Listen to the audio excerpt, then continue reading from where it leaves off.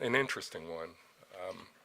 But let's get started with a calling of the roll to see if we have a quorum. Claire? I'm going to pass this to Rachel. If you can go to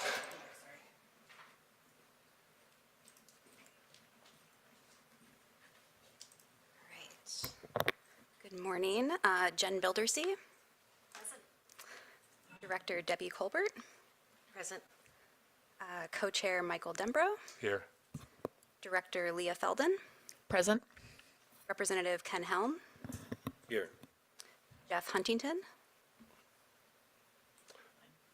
Here. Well, we expect him. I think he's on screen. Is he there? He just has to unmute. Can you hear me? Yes. Okay, I'm here. Dr. Molly Kyle. I think absent. Andre Orso. Present. Dr. Alain Reyes Santos. Present. Co-Chair Chuck Sams. Here. Senator David Brock Smith. Absent. Good morning, I'm here. Is he? Okay, he's, oh, perfect. And Leslie Wu.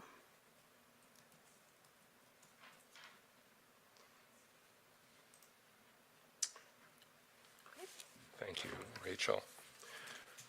Okay, before we get started, just a few announcements. First of all, as you can tell, this meeting is being streamed live. It will be on OEB's YouTube channel, and it'll be recorded. All materials for this and previous council meetings can be found on the Oregon Environmental Restoration Fund's website. And up at the top, there's a button for meeting information, and that's where, if you click on it, you'll find the relevant council meeting dates and have access to all the meeting materials. Council members, please remember to mute your devices to help cut out any background noise. And the same for those of you who are online, if you could mute when you're not speaking. For those of you joining in this room and here physically, the bathrooms are around the corner. Just turn right and you can't miss them. Let me just quickly go over the agenda for the meeting. We are going to, first of all, we're going to welcome our newest member, the final member that made us a complete family, and Jen is going to introduce herself for us. We're going to get a report from our program manager, Nicole Manis, with a number of different updates. We'll have time then for public comment, and we have 5 people who have signed up for public comment, and I'll introduce them when the time comes. Well then, Nicole will talk to us about the Environmental Restoration Fund Strategic Priorities process. That's something that we are going to be setting. We're going to hear then about the Tribal Nation Natural Resource Program Fund, an update there. I think some exciting news about how that is going. We'll then hear about the Community Impact Fund, and then we'll take a brief break, and then something that we had asked to have part of these meetings, to have presentations from state agencies to let us know just how the work that we're doing aligns with the work that they're doing and aligns with their strategic plans and things like that. So we're going to be hearing from 3 agencies today.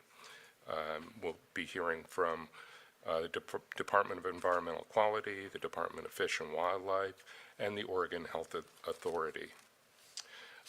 We then will be hearing a presentation from the Governor's Office about a potential transitional plan for the agency program fund, and we'll go into great detail at that point. And that should get us there, colleagues. As I said, a very full meeting. So let me start off by, again, on behalf of all of us, welcoming Jen to the council. Jen, if you could tell us a little about yourself for us and for everyone out there. Of course. Thank you, Co-Chair. Good morning, everyone. I'm Jen Bildersee. I'm joining you as your third and final public member. I have been watching you on my screens for 6 months, hoping that one day we would get to meet in person. So it is a real pleasure to finally be here and an honor to be in this company. My work is with the City of Portland on brownfields, contaminated lands. I've been with the city since 2007. I manage the Portland Brownfield Program, and in that work, we partner with community organizations like Verde. We partner with agencies like DEQ particularly, and OHA from time to time. And we find often vacant, underused spaces that have been contaminated by past use and find paths forward for them so that they can be put back into use for the people of Portland. A thing that I love about that work that I think is true of this table as well is that when you start to pay attention to past environmental missteps, it just opens up all kinds of opportunities for collaboration, for repairing past harms, for talking about our shared values and the kind of places where we want to live and the kind of places we want to create for future Oregonians. One thing that is true almost all the time in that work is it's a scramble for resources. So I am so appreciative of all of your work and so many of you that were working on this in the years leading up to this council convening that gave us this opportunity. So really excited for this opportunity and for our work together. Thanks. Okay, thank you, Jen. Okay, well, let us move on. We have a consent agenda today, and as was the case last time, we have one item on the consent agenda, and that is the approval of the minutes. And so with that, I would ask the Vice Chair if she has a motion. I move the council to approve the minutes from our January 22nd, 2026 meeting. Okay, Vice Chair has moved approval of the January 22nd council meetings minutes. Any discussion? Any concerns with the minutes? Okay, seeing none. All those in favor, and we do this by a voice vote, yeah? Yeah. All those in, we need a You second. have a motion, not a seconded. God, I'm still in the legislature, aren't I? Second. Co-Chair Dembrow, I'll move to second. Thank you. Okay, is there any further discussion? All right, seeing none. All those in favor of approval of the minutes, please signify by saying aye. Aye. Aye. Opposed? Aye. Okay. Anyone opposed? Any abstentions? I'll abstain since I was present. Okay, great. Okay, the motion carries. And I will close the consent item. And let us move then to the next item, which is the report from our program manager. Thank you, Co-Chair Dembrow. Good morning, everybody. Welcome to those in the room and to those of you joining us online. Before I start, I just want to extend a sincere appreciation to everyone who has been so deeply committed and involved and curious about this work. Your partnership is making this program better, and I just appreciate the transparency and the accountability and the encouragement that we are getting to do this on behalf of the state. I have a number of things to talk through today. I want to share an update on the financial status of the Oregon Environmental Restoration Fund. I want to report back to this council about our engagement with the Environmental Justice Council, provide an update on our program milestone and timelines, and then I'm pleased to be joined by Diane Lloyd from Department of Justice, who is going to talk to us about eligibility for the Oregon Environmental Restoration Fund. So this information is for the period ending February 28th, 2026. As a reminder, the Oregon Environmental Restoration Fund operates similar to a non-wasting endowment where the dollars are invested to generate a return, and that income is what we use to distribute to beneficiaries of this fund.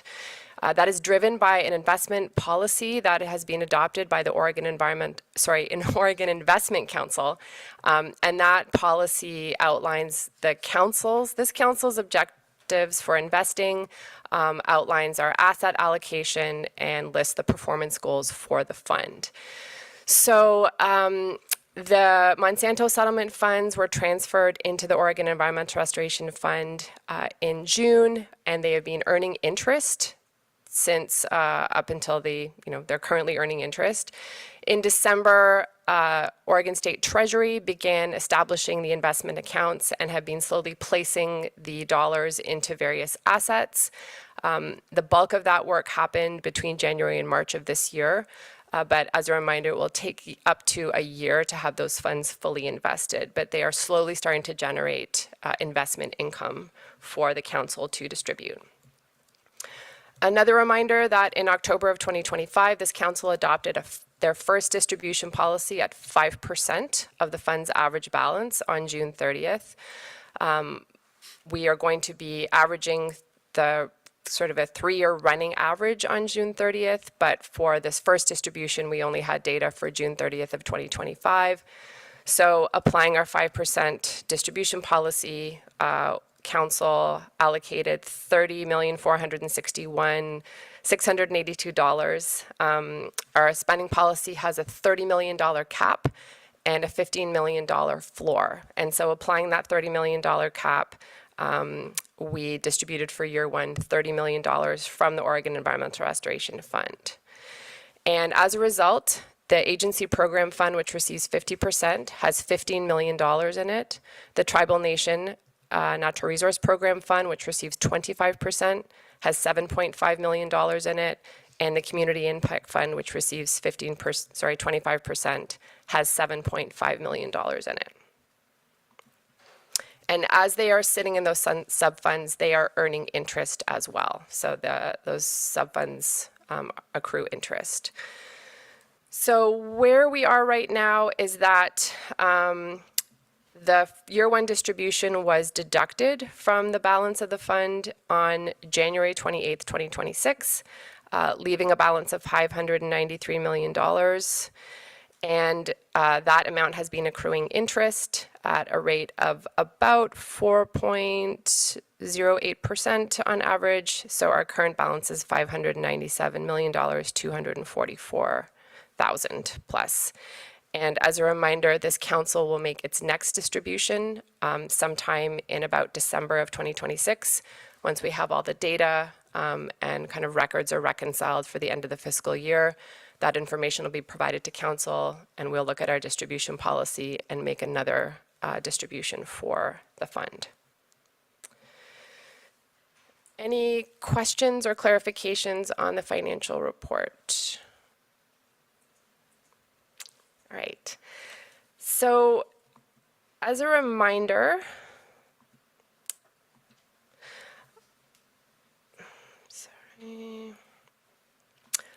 Section 9 of Senate Bill 1561 directs this council, the Oregon Environmental Restoration Council, to establish a set of strategic priorities for the fund in consultation with state agencies and the Environmental Justice Council.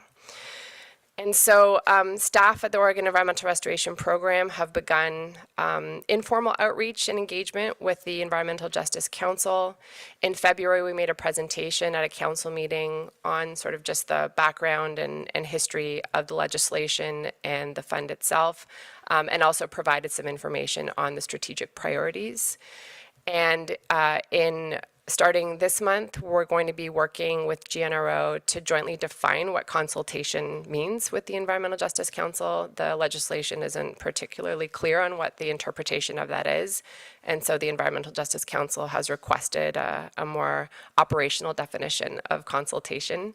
And then beginning in May, we will engage in sort of a regular working relationship with the Environmental Justice Council as we develop strategic priorities, and also work with them on establishing the Community Impact Fund.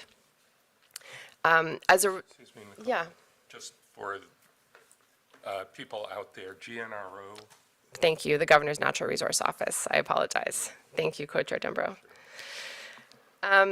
As a result of the presentation that staff gave in February, there was an information request to the Oregon Environmental Restoration Council from the Environmental Justice Council. They would like to know what formal opportunities will exist for Environmental Justice Council members to engage in rulemaking for the State Agency Program Fund and the Community Impact Fund. They would like additional information about the types of decisions that will come out of the Rules Advisory Committee for both of those funds. Would like a clear understanding of what opportunities would exist for the Environmental Justice Council to advise this council in a timely manner around funding decisions, and then are curious to know what kinds of opportunities would be available to utilize the environmental justice mapping tool as part of the design and implementation for the Community Impact Fund. So staff will be preparing a report in response to that formal request and submitting it to the Environmental Justice Council. Any questions or clarifications from our council members? All right. So I want to provide a quick update on where we are in terms of our program milestones. And I will be providing a detailed report for all of these different components in future agenda items. But wanted to note that we are currently in the final stage of developing draft rules for the Tribal Nation Fund and hope to move into transferring funds in June of 2026.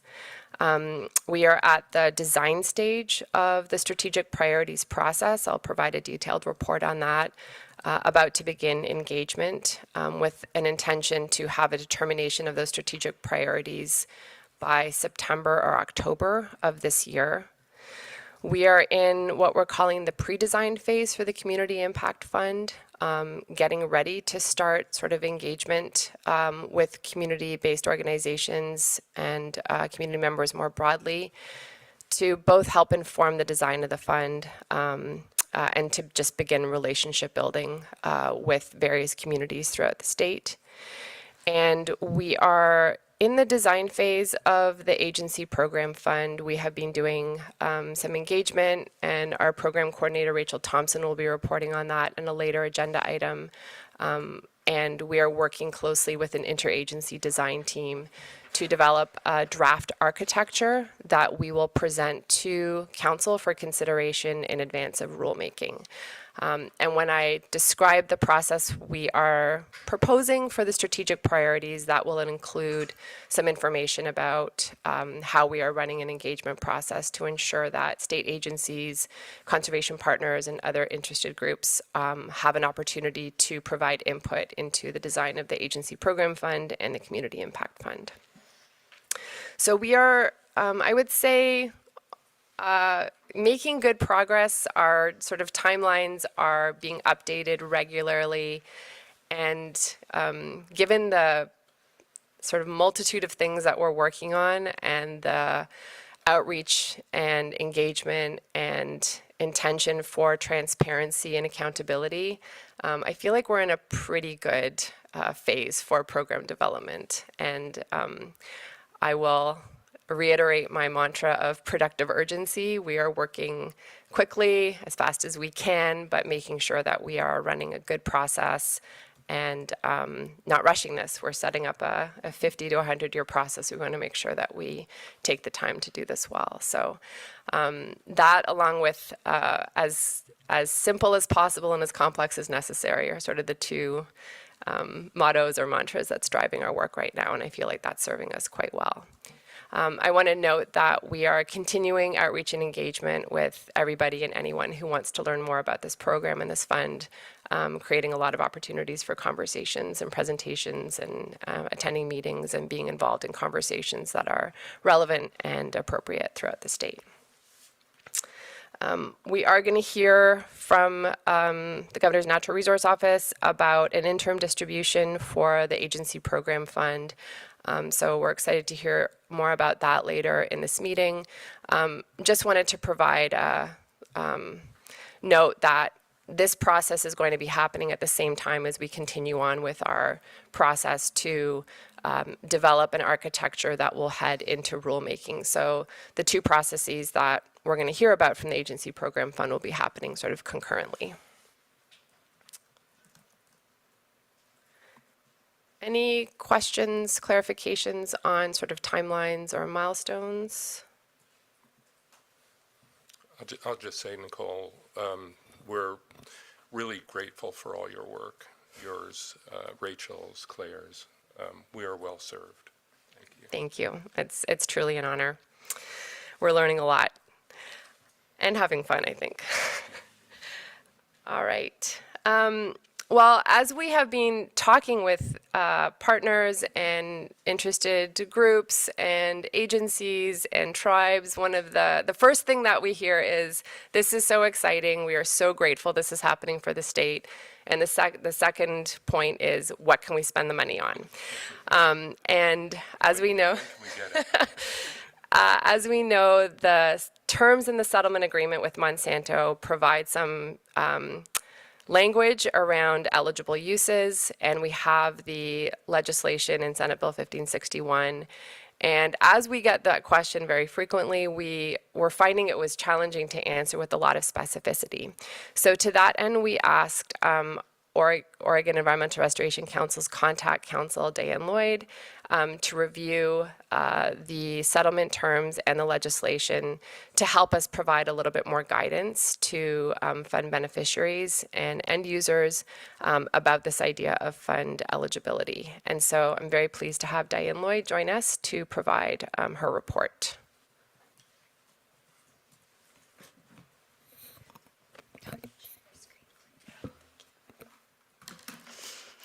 Good morning, Co-Chair Dembrow, members of the council. For the few of you I don't know, I'm Diane Lloyd with the Oregon Department of Justice. Nicole, as she described, asked me to come to provide some high-level direction on the guidance that's provided both in the settlement agreement and in the legislation surrounding the fund that will direct your work in both making distributions and in rulemaking going forward.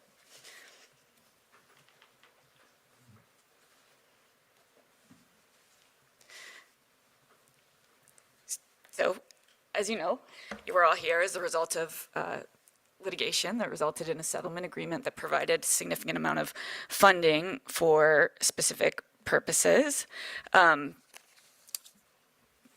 That funding is lined out, the purposes are lined out in the settlement agreement, this language that's provided here. So the settlement agreement is a many pages document, but the only relevant language for your purposes is this paragraph 18, really. And so paragraph 18 provides that the fund shall be used for environmental remediation or restitutionary projects. That's the most basic high-level direction for the use of these funds. It then goes on to describe that those funds should have a nexus with the types of environmental harm alleged by the state, harmed air, water, soil, natural resources as determined by the state in its sole discretion. That language in its sole discretion is important language. That's language that's used in contracts often. And it's really designed to ensure that everyone who's interpreting the language going forward knows that has been essentially a complete delegation, that there's no expectation that the other party's really going to come in and question the uses that have been determined by the state. And so I think the agreement was clear, or the intent of the parties to that agreement was that this would be the state's job. Monsanto, or, wouldn't be coming back to be questioning the uses of the fund in the future. So the paragraph goes on to describe some specific types of uses within that overarching category of environmental remediation or restitutionary projects. But that's really a list of examples. And so in interpreting this paragraph, we'd be considering what, a definition for environmental remediation or restitutionary projects is. Those terms are not defined in the agreement. And so then, of course, going forward, as you all are aware, the Oregon legislature provided some direction for further implementing this fund. And so in doing that, they created this council and did not provide really additional direction or sort of limiting language about the use of the fund. So in Senate Bill 1561, that has since been codified in Chapter 541, the Oregon legislature doesn't further narrow the uses, but provides a bit of additional policy direction. So in the legislation, they provided that the fund will be used consistent with the terms of the settlement agreement. And then they provided this additional policy language. The only terms that are included there that are not included in the settlement agreement are this reference to human health caused by environmental contamination, and particularly the presence of PCBs. So that policy language was added to help further guide, but does not narrow, meaning that we're still talking about projects that have that are environmental remediation or restitutionary projects.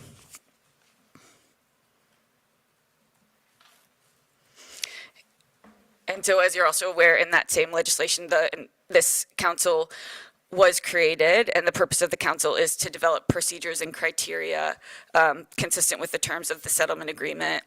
As I said, the legislation doesn't narrow the permissible uses of the settlement agreement and controls the scope of permissible uses. And in analyzing where that discretion that was kept with the state in the settlement agreement would go, the legislature directs that discretion to this body. So further, narrowing to the extent you're interested, or providing specific examples, particularly in the context of the state agency fund, would be within the purview of this entity. So as described, because the legislation did not narrow the purposes, in considering, whether something is outside of what's fundable under the terms of the agreement, we'd be looking back at that paragraph 18 for guidance. And so in doing that, we could use the process that we would typically use to analyze any, statutory or contractual language. As I said, environmental remediation or restitutionary projects is not defined. And so it's essentially up to this group to define that. In the meantime, we would look to just the dictionary definitions of those terms to provide us guidance.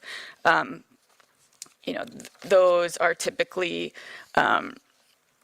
for remediation, the act of remedying for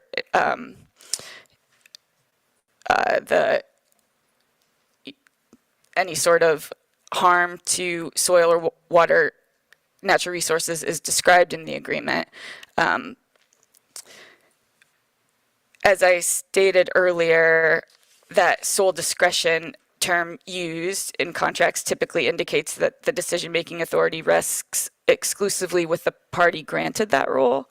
There is an expectation that be exercised in good faith and not arbitrarily. And, typically that would be analyzed, we'd be looking at the purpose or the intent of the parties to that agreement. But in this case, because as I said, we wouldn't expect that the settling parties would have an interest there, we'd be really analyzing that good faith duty to the citizens of Oregon rather than to the contracting party. Because, in entering into this agreement, the state was accepting payment to account for those harms that were alleged to the citizens of the state and to the environment overall.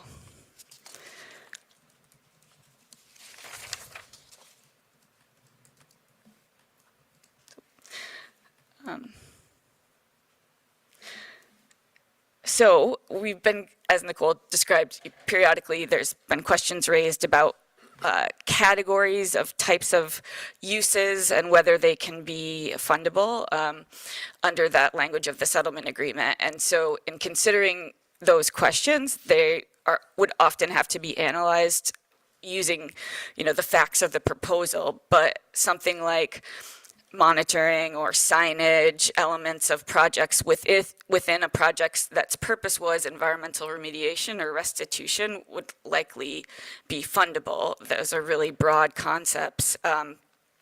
And so, I think for the time being, absent rules where we're just being driven by the language of the settlement agreement, that's what we would be looking towards. So there's obviously tons of types of project, tons of examples of projects that are lined out specifically where you essentially wouldn't have to do any analysis, but we've been asked about just kind of specific subcategories of projects essentially, and so long as those are within that overarching purpose described, those would seemingly be fundable, and there is extensive discretion delegated to the state and then through the legislature to this body to make those determinations. Any questions for the time? Diane, first let me say thank you very much for the work that you've done in the past and for this presentation, which I find very helpful. And as we get to you're going to remain engaged and involved with the council, both as we are, finalizing our processes and also entertaining proposals, right? So if any proposals that, we might consider adopting wouldn't meet these standards, you would let us know. That is largely true. So I am consulting with staff, and we would be, reviewing rulemaking, participating, and engaged in that way. Additionally, when we get to the stage of actually entering into agreements to transfer funds, those are generally reviewed by DOJ. So there would be a review there where part of the analysis is whether there is statutory authority to do what the agency intends to do. So that is an additional check that would be there. If there's some, small amounts funded for projects, there wouldn't necessarily be a DOJ review unless it was requested, like for agreements under $250,000. Great, thank you. Colleagues, any questions for Diane? Yes, Ken. Thank you, Mr. Co-Chair. Diane, thank you. I know the section of the settlement agreement that you shared with us could be a lot more definitive, and I could pick that up in your presentation. This is less of a question than a comment.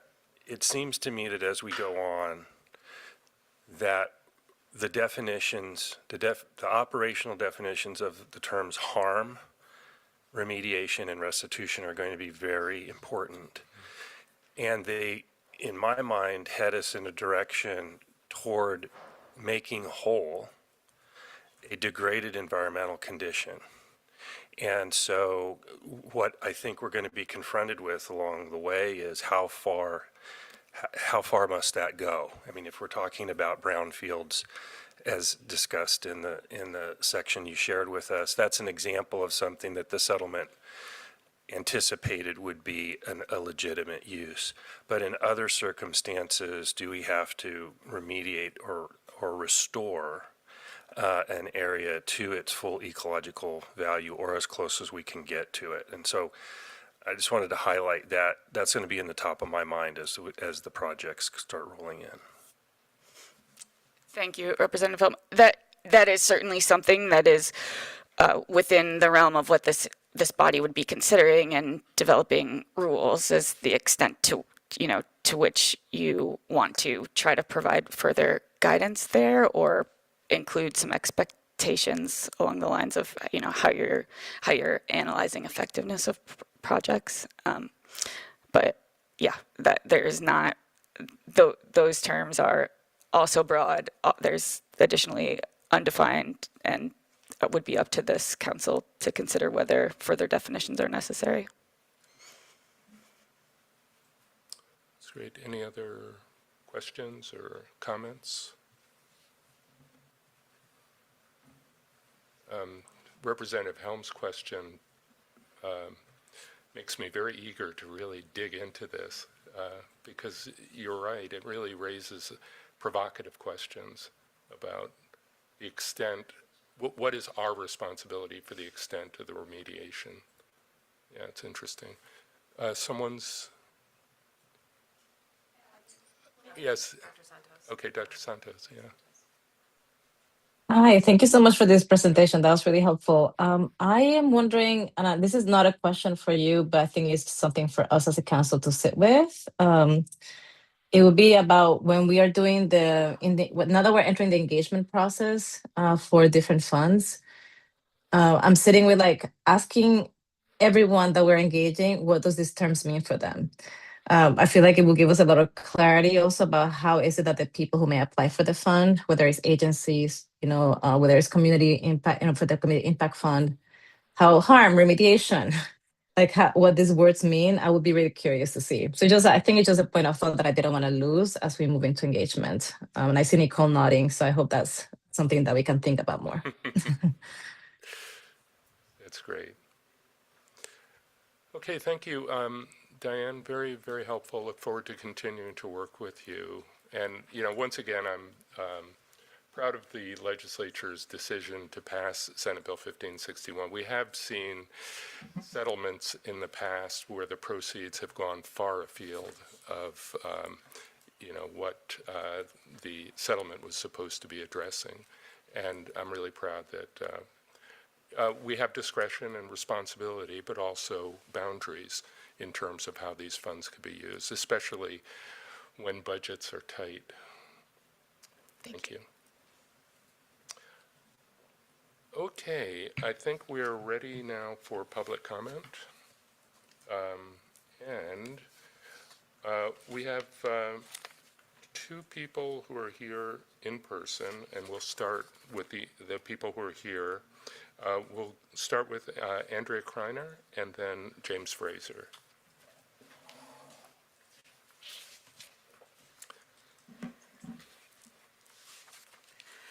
Good morning, co-chairs Dembrow and Sams and Vice Chair Holliday and members of the council. My name is Andrea Kreiner, and I'm the Executive Director of the Oregon Association of Conservation Districts. OACD represents Oregon's 45 soil and water conservation districts, which are special districts governed by elected boards. Districts protect and enhance soil quality, water quality, and quantity, and habitat by providing technical services and supporting voluntary conservation in partnership with private landowners and managers, and with federal, state, and nonprofit partners. We're thankful to the Council for this opportunity to provide comments as you begin your work on developing strategic priorities for the fund. I've provided written comments regarding soil health as a strategic priority consideration, so I'll be brief. I simply want to add some information from the Natural Resource Conservation Service on the role of soil in filtering and buffering potential pollutants. I feel like I was like teed up by Diane. Minerals and microbes in soil are responsible for filtering, buffering, degrading, immobilizing, and detoxifying organic and inorganic materials, including industrial and municipal byproducts and atmospheric deposits. This again, in addition to our written comments, points to the direct link between soil health and PCB contamination, the basis of the Monsanto settlement. As the Council deliberates on strategic priorities for use of the fund under both the agency and community categories, OECD urges you to incorporate soil health into these priorities. Thank you for the opportunity to provide these comments, and we'll be back with more as you go along. Thank you very much, Andrea. Okay, James. And then as James is coming up, we will be starting the virtuals with Srishti Kamal. Co-Chairs Dembrow and Sams, Vice Chair Holliday, and members of the council, my name is James Fraser, and I'm the Oregon Policy Director at Trout Unlimited. TU is a nonprofit dedicated to conserving cold water fish, such as trout, salmon, and steelhead in their habitats. Our vision is for communities across America to engage in the work of repairing the waterways on which we all depend. We have more than 350,000 members and supporters nationwide, including many members in Oregon. Trout Unlimited has been involved in this program and the public process surrounding it since the early days of the 2024 legislative session, and we're excited to see the process for setting strategic priorities and rulemaking on the state agency program fund rolling out the next year. With my time, I just wanted to provide some brief comments on the strategic priority setting process, as well as the March 16th memo providing a framework for the 25 to 27 biennium distribution to the agency fund. First, with regard to strategic priorities, TU appreciates that the council and program staff have provided for agencies to present today. In the first meeting of this council, we advocated for that as an early step in the priority setting process because it's essential for the council to know what agencies are already doing and what they could do more of with new funding from this program. In our view, agency input should carry a lot of weight with the council in informing the strategic priorities for the agency program.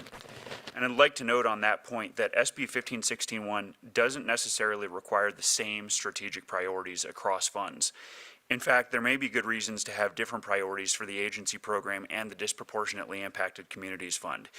TU is not taking a position on that now, but I did want to flag for the council that possibility and the relevant language in Section 9 of the bill for the council to consider and discuss. I'll turn to my second topic, the interim framework.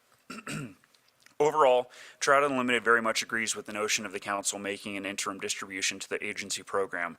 We believe it's important to get some money out the door given the level of need for natural resources and environmental project work in Oregon.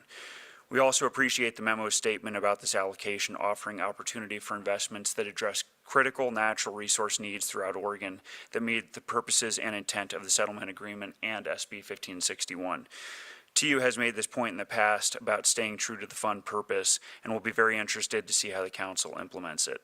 The types of work described and included in these early days will serve as a good example of what the council and the governor's office view as within the scope of applicable law and consistent with likely strategic priorities.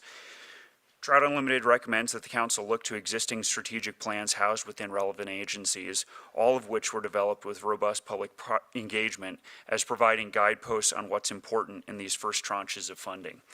For instance, ODFW's State Wildlife Action Plan and ODA's Agricultural Water Quality Program Strategic Plan already assess and prioritize efforts to restore functioning habitats and environmental conditions over the next few years.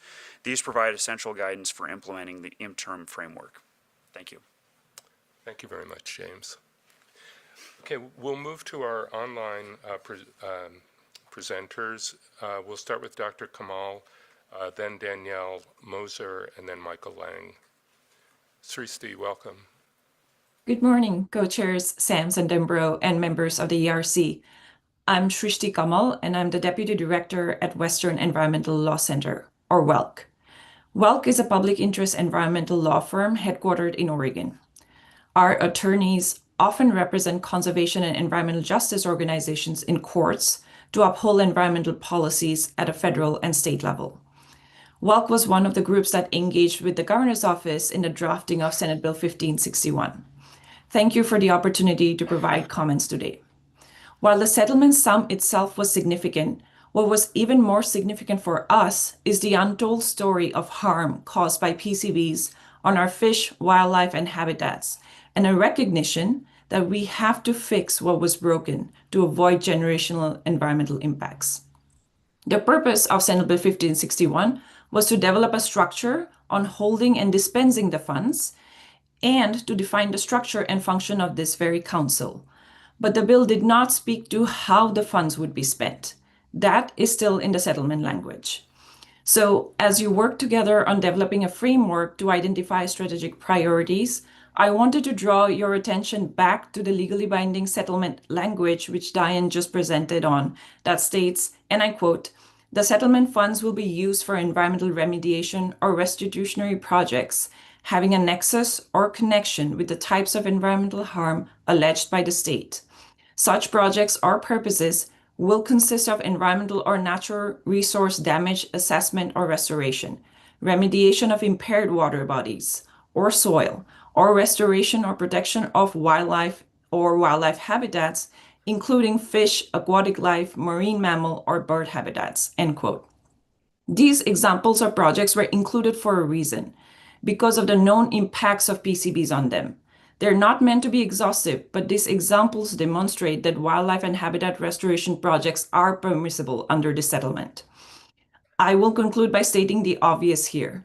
If we do not address the natural resource impacts of PCBs, we will not be able to address the human impacts of PCBs in a meaningful way.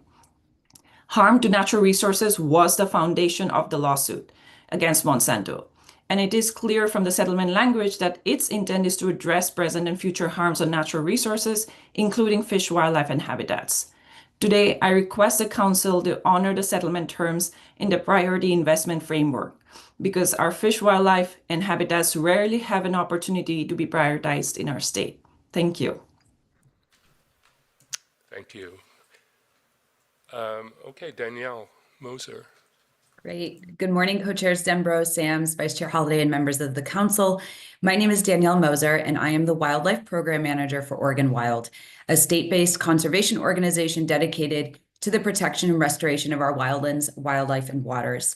I'm here today to provide comments on behalf of our 20,000 members and supporters from across the state, as well as our partners from the Oregon Wildlife Coalition, which is a consortium of groups that work to advance policies to safeguard Oregon's wildlife and habitats. And those organizations include Bird Alliance of Oregon, Cascadia Wildlands, Think Wild, Willamette Riverkeeper, Humane World for Animals, Humane Voters Oregon, WELC, and Defenders of Wildlife.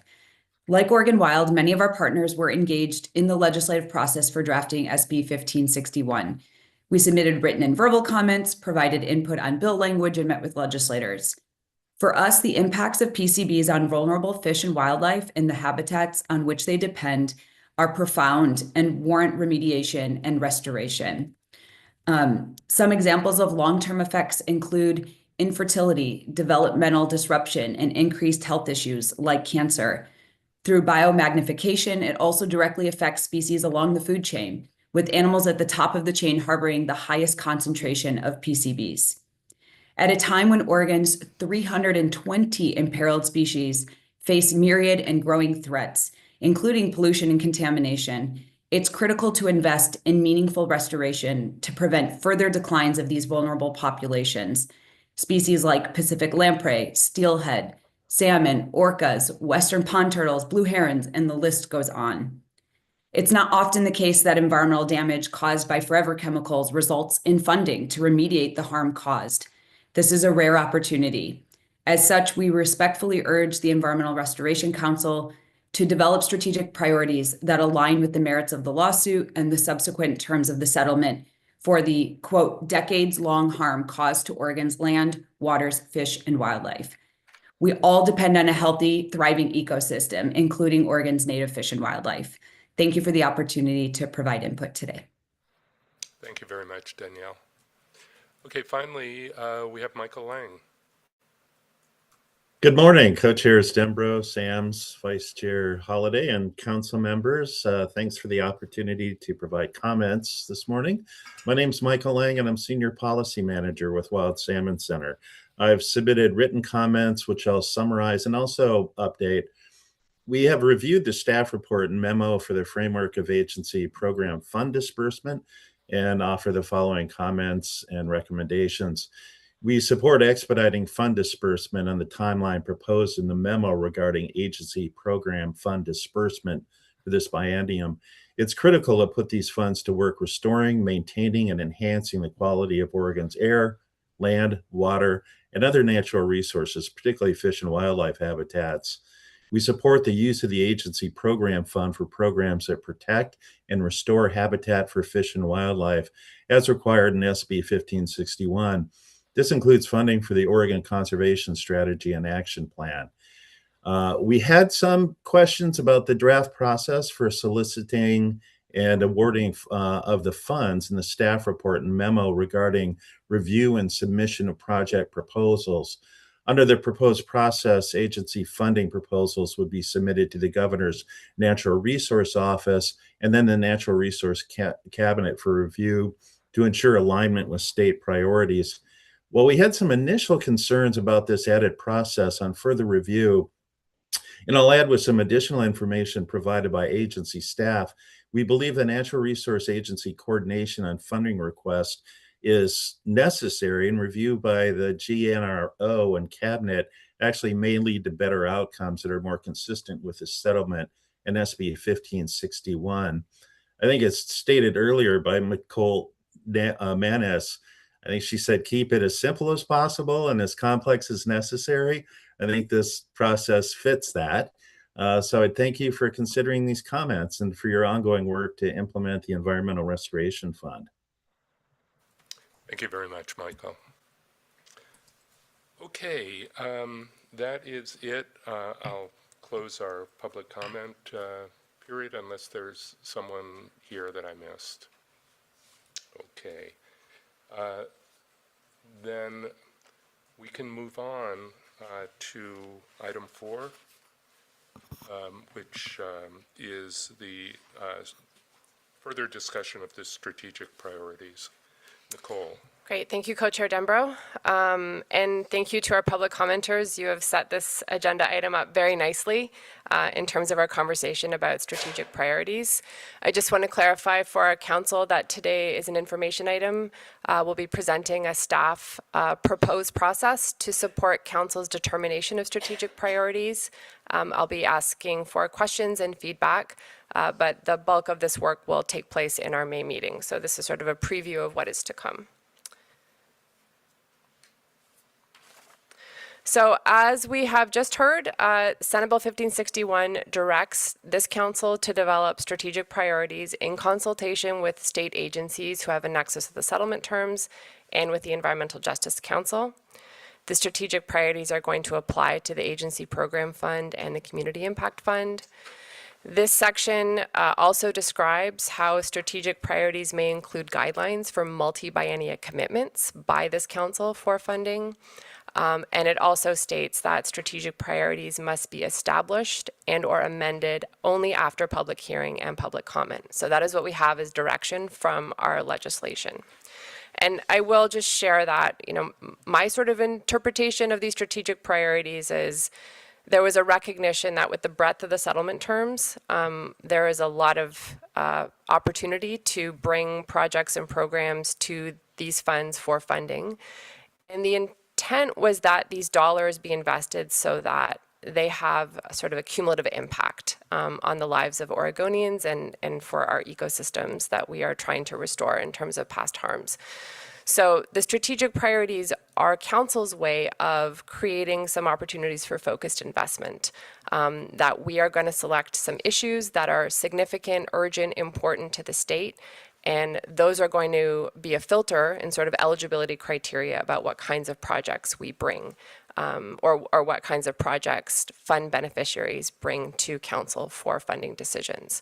So this is a way to think about how we use these dollars to create meaningful impact on the ground.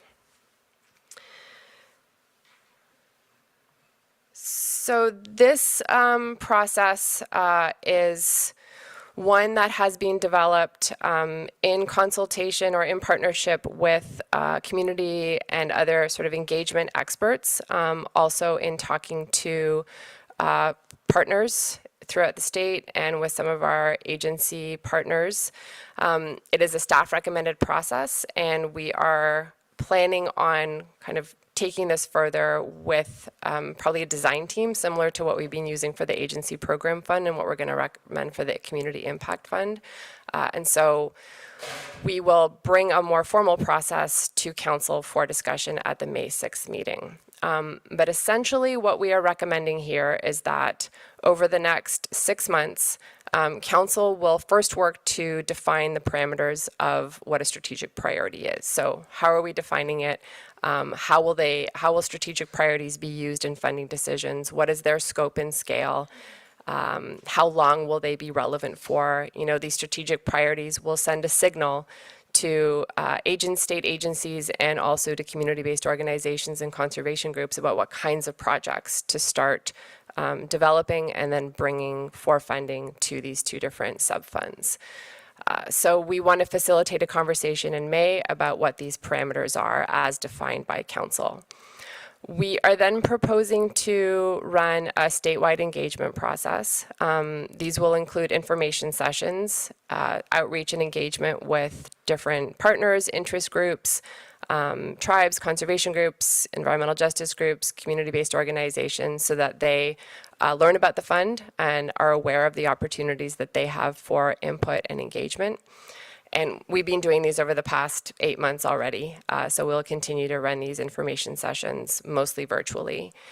And then we are proposing to host focused discussion groups with specific partners and interest groups, so state agencies, conservation groups, environmental justice groups, community-based organizations, tribes, state, local, and federal partners, to learn about what priorities we should be, what council should be considering in terms of the suite of strategic priorities.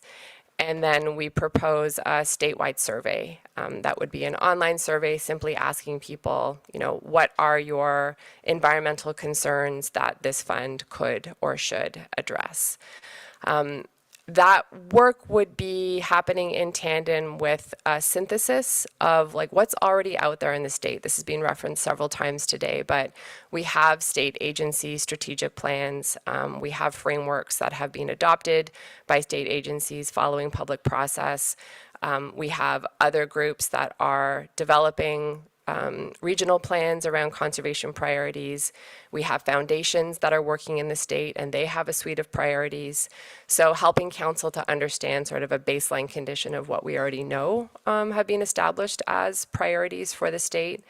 And then bringing the results of our statewide engagement and that synthesis of existing plans and priorities to council for consideration.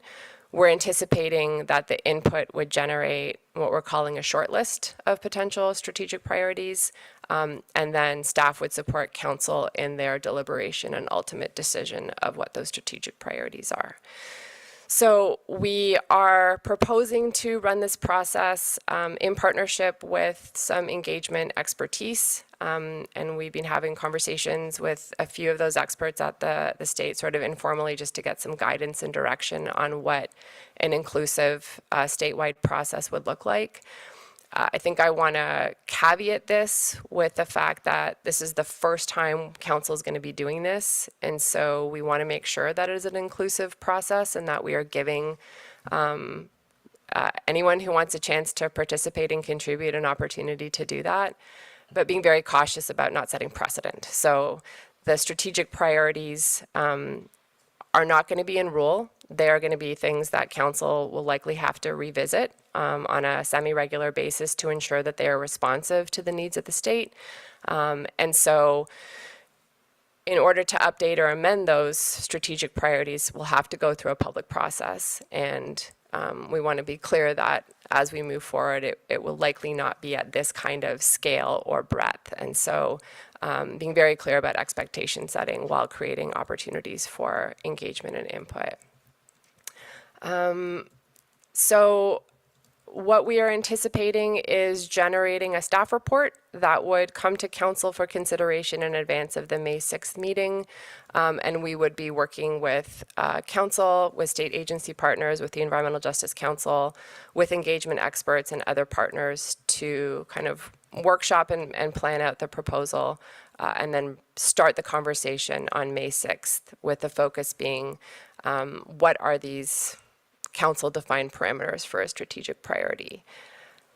So I will pause there and see if there are any questions or recommendations from council.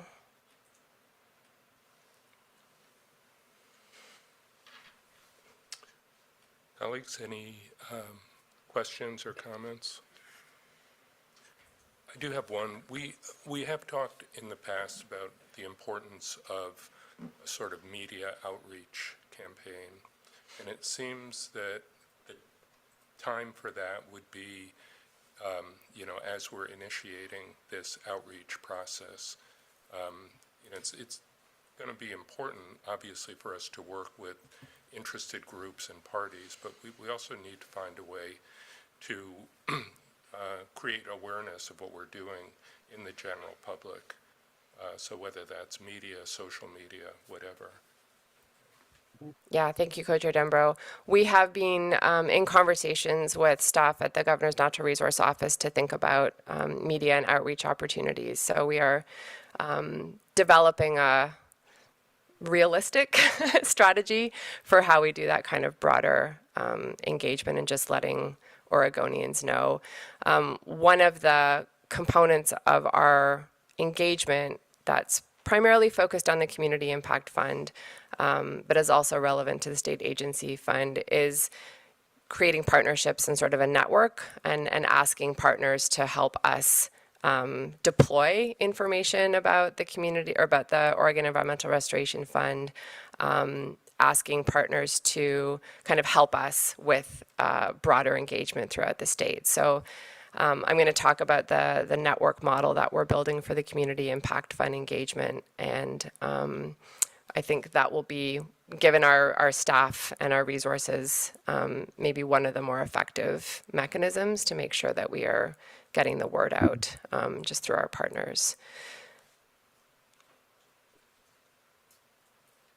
Yes, Leah. Thanks for this. I just wanted to add, I'm excited for the strategic priorities discussion, and I think that'll be a really good exercise for the council. Wanted to pick up on the public comment about the potential for different strategic priorities depending on the fund. And I think that's a really interesting concept, and one that, you know, we've thought about a bit.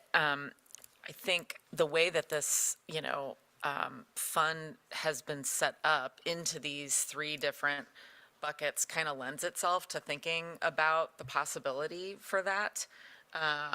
Given we've got the tribal, the state, and the community versus, you know, it could have been set up legislatively that it's one fund where everything is, you know, siphoning through state agencies to communities or something like that. But it's not. There are these three separate pathways that are going to have different rulemakings associated with them. And so I think I just want to put in a plug for us being open to the possibility of different strategic priorities because of the framework that's already been given to us. Thank you. See, we have a couple of hands raised. Jeff and then Dr. Reyes-Santos. Jeff? Thanks, Chair Dembrow. Yeah, I was picking up and thinking about James' comment regarding the potential for different set of priorities, and I was curious to hear what one of our directors would say. I find myself agreeing with Leah. It's with the three different funds and the difference in between agencies that are part of the same enterprise and community-based funds that are not part of state government that will be intersecting with the council's funding criteria. I think it is a good reminder for us to be open to thinking about how our priorities might look a little different based on the trajectory of the particular fund. So glad to hear that, and thank you, Leah and James, for your comments that sparked some thinking on my part. I just wanted to check in on one other thing. Nicole, you were targeting May for a discussion. I'm assuming that's for the initial discussion to get feedback from the council on some of the groundwork that staff's laying, and that's not a decision meeting. That's the precursor to, okay, we're dialing in a little bit more about how we think, and we're sending you back out to do some more work to come back to the council for action on strategic priorities and fill in the blank on the meeting date that's the target. Thanks, Jeff. I think I would like council to be able to have a pretty robust conversation about sort of eligibility or parameters or kind of how we're defining these strategic priorities and set staff with some clear direction. If it requires more work, we will continue to do that work, but hopefully in advance of the May 6th meeting, staff will be providing council members with a lot of concepts or ideas or options for consideration so that we can come into that May conversation with a lot of thinking or kind of development of this concept done, and then have a chance for us to discuss together and then hear from public members about some of those options. So yeah, if I could follow up on that, I guess I'm generally speaking, my experience with boards and commissions and participating and also being in your shoes is that I'm always going to be in favor of having the opportunity for us as board members to chew on and discuss staff work without having to do having at that same meeting where that's happening, the pending necessity to do a decision on direction forward that we're going to live with for a long time. I think that iterative process is really helpful. Great, thank you. Let me just, maybe I'm a little confused. The focus of what we're going to be asked to approve in May, if that's where we're going, would be on the process that we're going to be using, or is it going to be the actual strategic priorities? Thanks for the clarification, Co-Chair Dembrow. The conversation in May will be an opportunity for council to provide direct feedback and guidance to staff about this is the process that we think this council should follow in order to develop strategic priorities.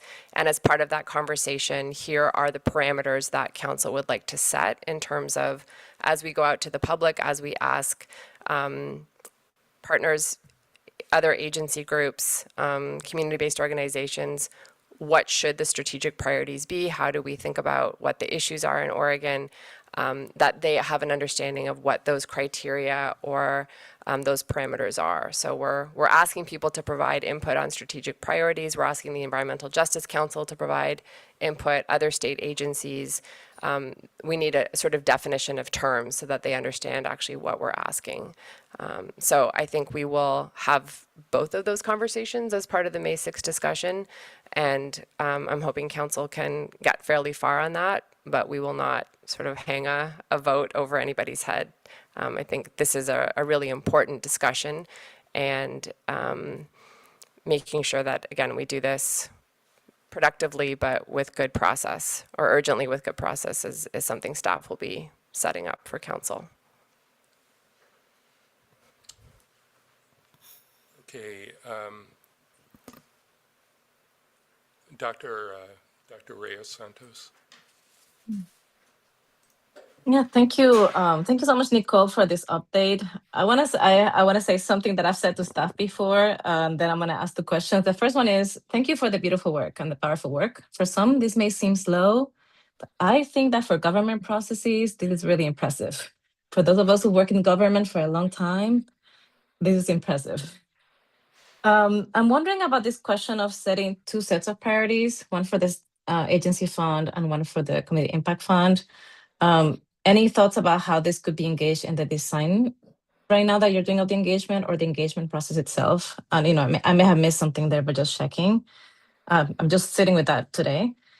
And I'm also wondering, hearing public comments about if the engagement process can in some way deploy, or if it's already been planned to deploy current agency strategic plans, previous engagement processes, the EJ Communities Map project, other community-based engagement and reporting that could help kind of like warm up the conversation about what priorities may be for this fund. And I'm sitting with the commentaries we read and also the ones we listened to where people are saying some of this work has been done. We can like work on what we've built already, but also see what's next that's specific to a specific fund and that honors the settlement and that we follow proper guidance. Thank you so much.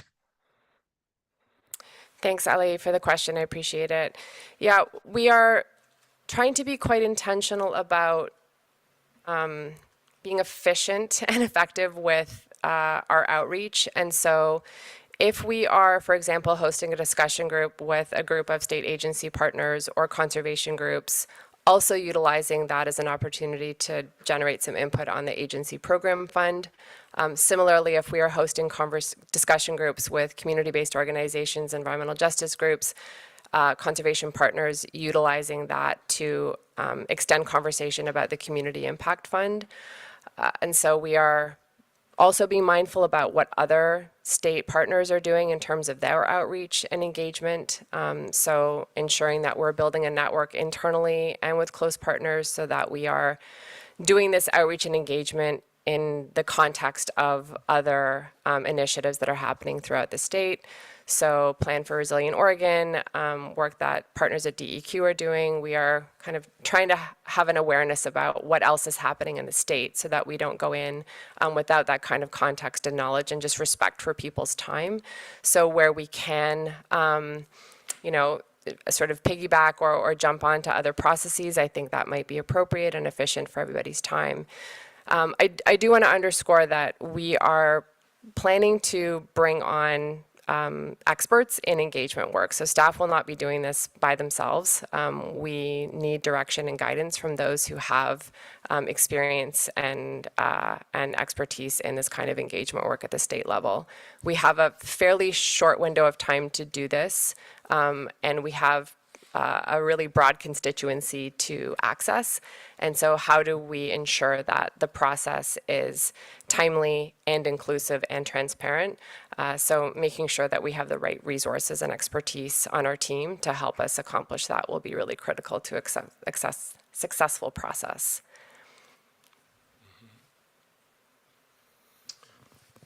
Yes, Ken. Thank you, Mr. Co-Chair.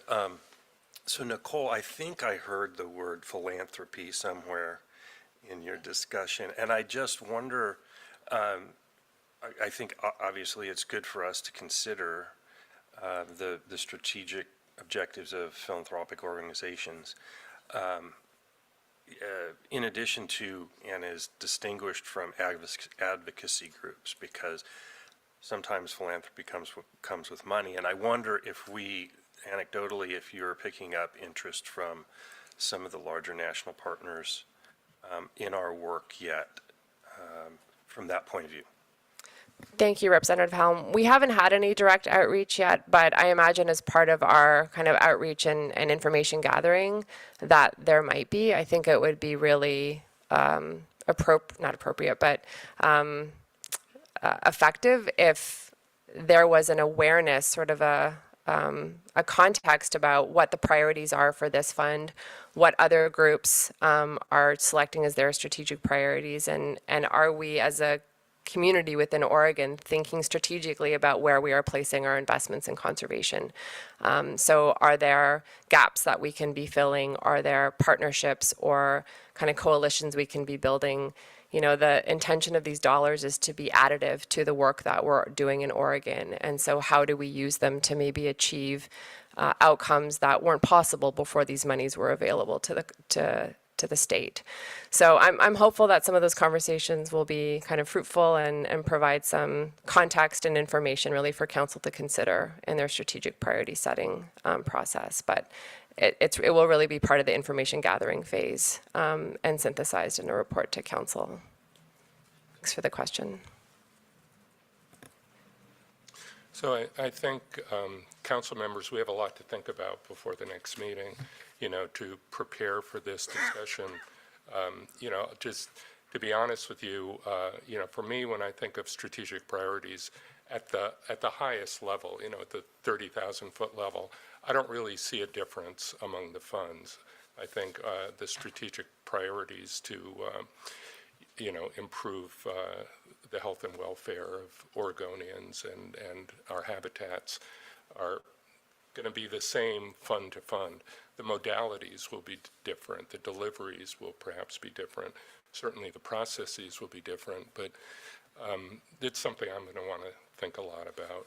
The other thing is, I'm thinking that we may want to get closer to articulating those definitions of restoration and remediation before we send it out to the public, just, to make it clear to the public that this is what we're talking about, that just kind of the framework created by the settlement and by Senate Bill 1561, not just sending out a sort of open-ended, tell us what you want this money to be used for. So that's something we may want to think more about. Could we be in a position to actually define restoration, remediation at the next meeting? Sorry, Nicole. Mr. Chair, I really like that idea because there's nothing more discouraging to people that want to participate in a process than being asked their opinion and then having the answer be, well, thanks for your opinion, but it didn't really fit what we were looking for. Yeah. So I think getting ahead of that's really smart. Yes, Molly. Oh, thank you. And to that regard, actually, I completely agree with you. And I think in my head with some of these comments and where we're trying to go to put guardrails on this unique money, is the goal to focus on PCB-only derived effects? Is it to focus on pollutants that are similar to PCBs because they're persistent and toxic? Or is it chemical pollution in general? Because you can really take this really far to environmental degradation from any source. Or are we trying to actually center it on the source of the environmental degradation? Because to me, that actually sets up some of the guardrails of what you would need for, what do we mean by remediation? What do we mean by restoration? What do we mean by impacts? And how then communities would be able to identify and center themselves within that. So that is actually a big question that I have that I think sets up a lot of these conversations that are to come. Yes, Nicole. No. Let me just say I fully agree with that, Molly. I think we as a council are going to have to really, as we heard from council, the Senate bill really leaves a lot of those determinations up to us. And we are going to have to come to a position on that. I don't believe that this fund is for PCB remediation only. I think it's much broader than that. But we'll, as we are defining remediation and restoration, I think we will have to be clear on that question.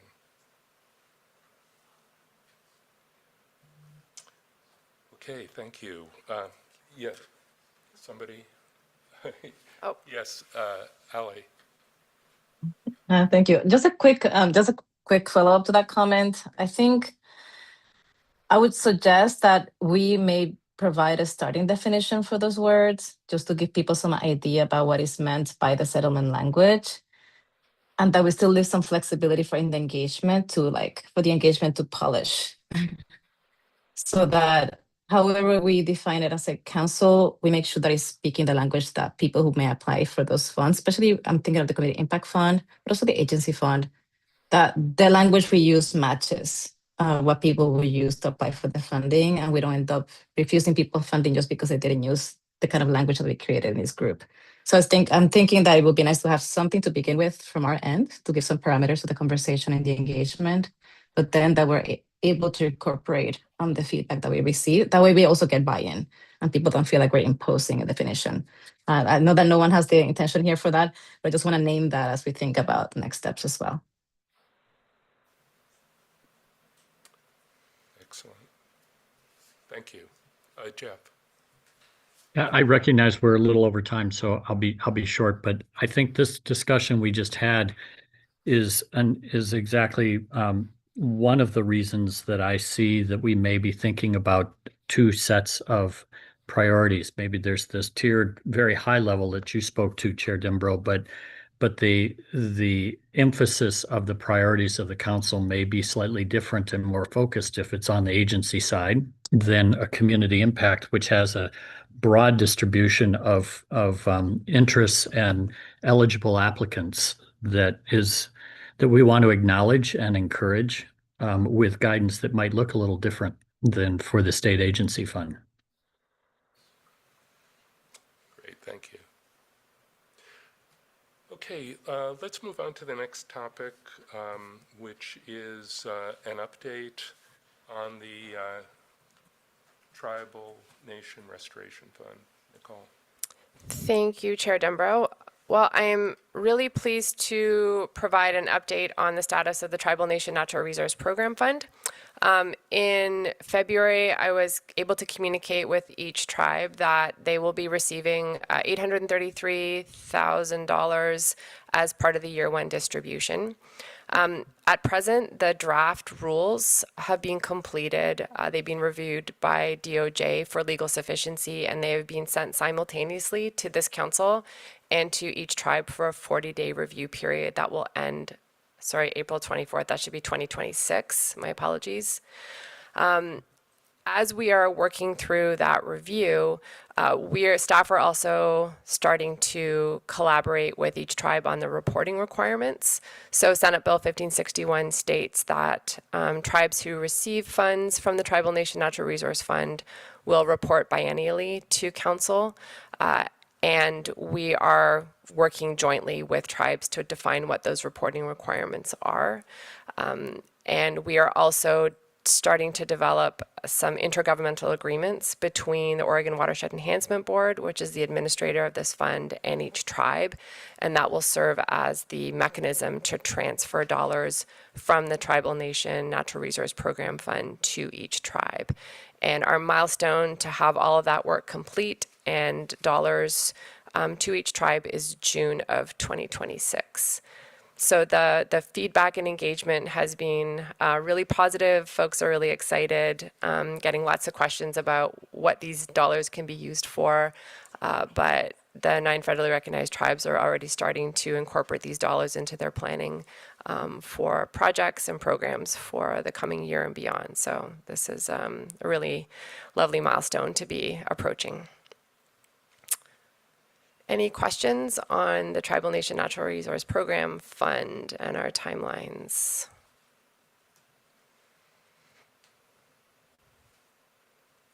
Okay. Okay, seeing none, let's move on to the Community Impact Fund update. Thank you. Well, similar to the agenda item for strategic priorities, this is sort of a staff proposed process for developing the Community Impact Fund. So any questions and recommendations will be welcome, but there is no decision to be made today as a result of this agenda item. So Senate Bill 1561 directs the Environmental Restoration Council to establish a program to provide grants to public or private nonprofit entities to carry out projects that benefit disproportionately impacted communities.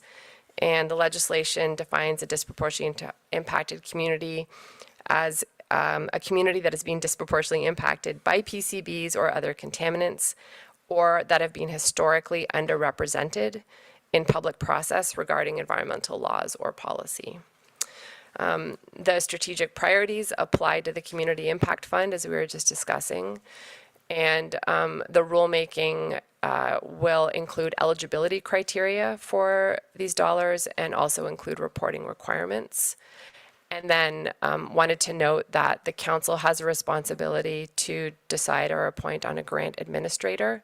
And so that may be OEB, or there may be an opportunity to identify and appoint a third party as a grant administrator. So that is kind of the direction that comes from Senate Bill 1561. So the process that staff is outlining here, and again, this is kind of as a result of conversations with community engagement experts at University of Oregon, Oregon State University, Portland State University, and other community partners, is to move through the sort of 6 or 5-step process to get us to the point where we're actually distributing dollars through the Community Impact Fund. So a pre-design phase where we are identifying best practices associated with community-based grant making, understanding what kind of competencies we would need to include in designing this fund, looking at existing models for lessons learned, so what is working well in the state, what hasn't worked well. We are engaging in network building, so understanding kind of who are, where we have existing trusted relationships and where we need to build relationships in order to engage communities in this work. And as I mentioned, we've been working closely with a couple of experts in engagement at various organizations and entities throughout the state. So we've been doing that pre-design work for the past several months. We would then move into a process of designing how this fund is going to get built. So we need to define kind of who the beneficiaries of this fund are and define what the participatory process would be for including community-based organizations, conservation partners, and others in the design of the fund, and then sort of set out a work plan for what we want to accomplish and when, and start to identify what our information needs. So if we're going out to community-based organizations, other partners, and asking them to be involved in the design of this fund, making sure that we're clear on what they would need to know in order to be effective participants. We would then initiate a community engagement process, and part of that would be to deploy a community needs assessment. So what are the needs of communities who would be accessing and utilizing these funds to develop projects or programs that would be consistent with the settlement terms, with the eligibility criteria, and other directives for these dollars, and run a community visioning process. So, you know, what do communities anticipate using these dollars for? What are sort of the long-term goals and outcomes that they would want to see with these dollars? And then use that information to develop the fund architecture, similar to what we're doing for the agency program fund. There would be a point that council would need to identify who that grant administrator is. I think that would be sort of an important decision point in terms of how this fund is going to be operated. And then we would take all this information into a rules advisory committee. So we are proposing that staff partner with, again, community engagement experts. There's budget being allocated to hire a community engagement expert, and also to bring on expertise in a community fund design. And so we are proposing sort of a design team similar to the agency program fund design team to help us build out this process and eventually move into a community-based process where we are kind of constructing this fund with community partners. The timelines for this are evolving. We want to make sure that the fund is up and operational in 2027. And so as we get into additional detail, I think the timelines will become a little bit clearer. But again, that idea of creating authentic opportunities for engagement. So if we're asking people for their input and their feedback and recommendation, ensuring that they have the information to do that, they're coming from a place of being informed, and that the information they provide or the recommendations they provide are considered and then utilized by staff and council to help build out this fund. So we will come back to council before the May meeting with a more detailed proposal, and we will put this on the agenda in our May meeting for kind of more discussion. I don't think we need a decision from council at this point, but it will be a facilitated conversation about what the process looks like, the timelines, the costs associated with it, and what we envision as sort of the longer term outcome for building the community impact fund.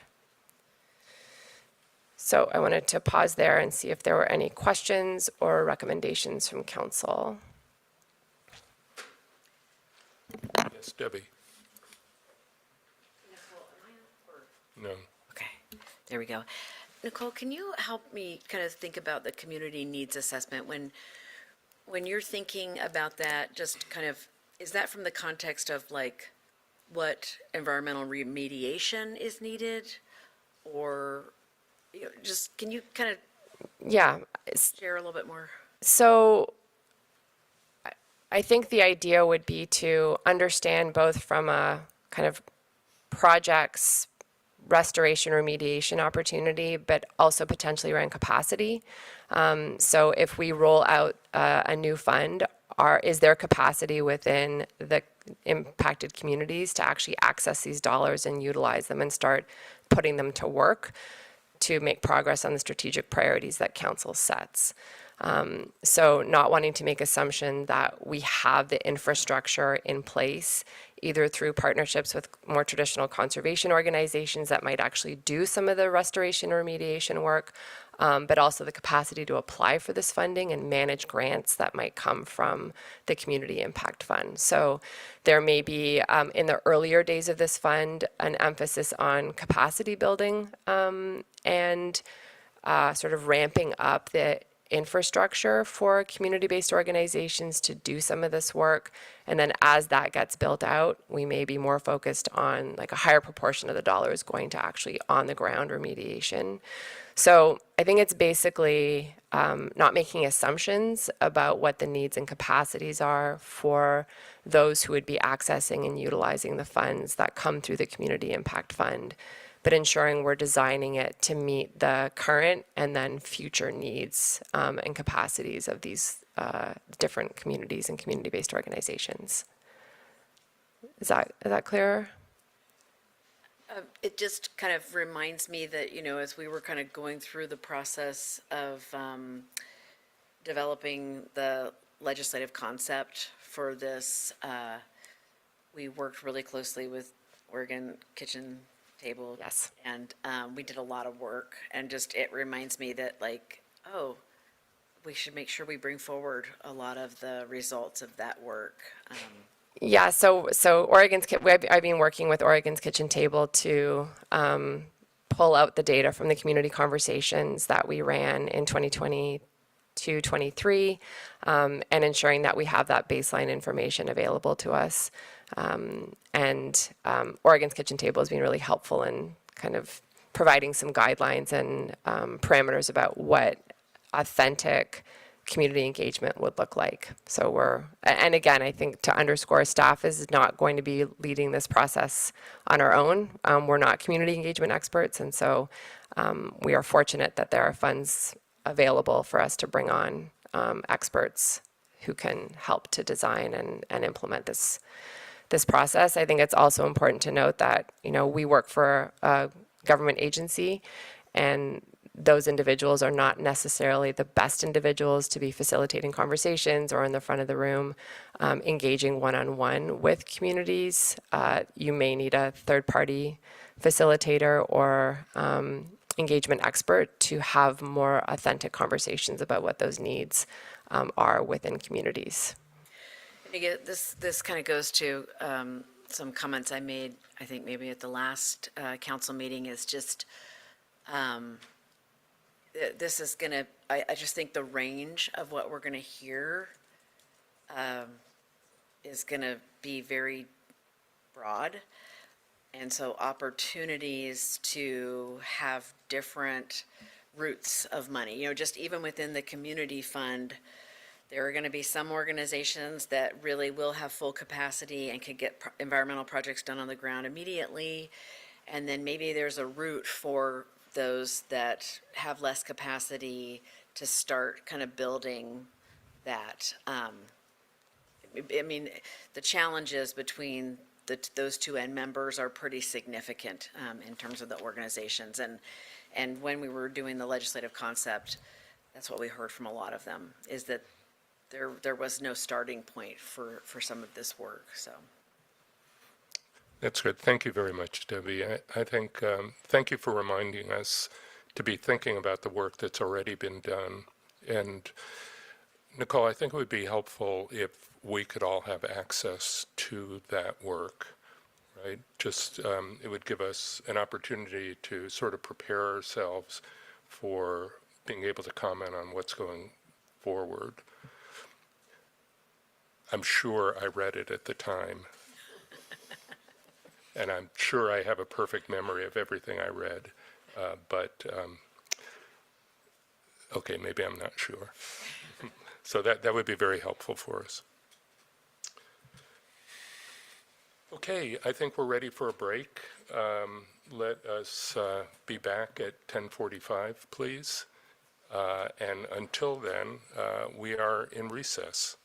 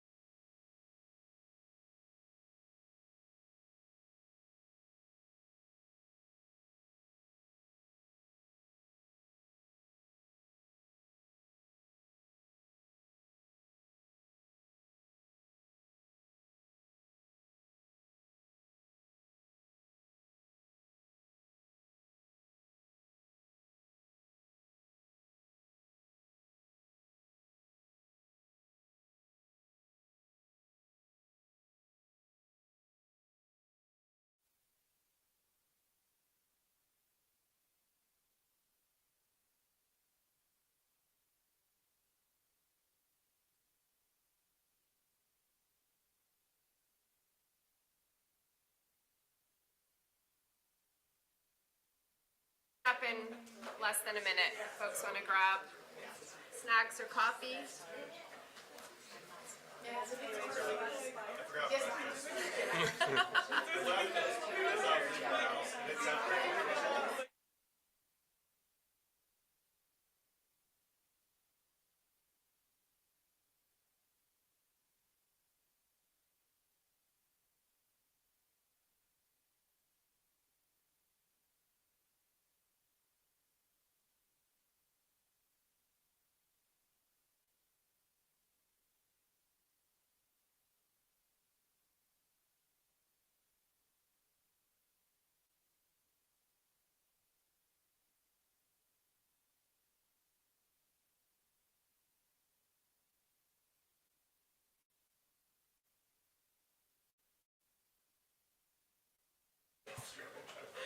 Rachel, are you sharing screens now? No, I'm not.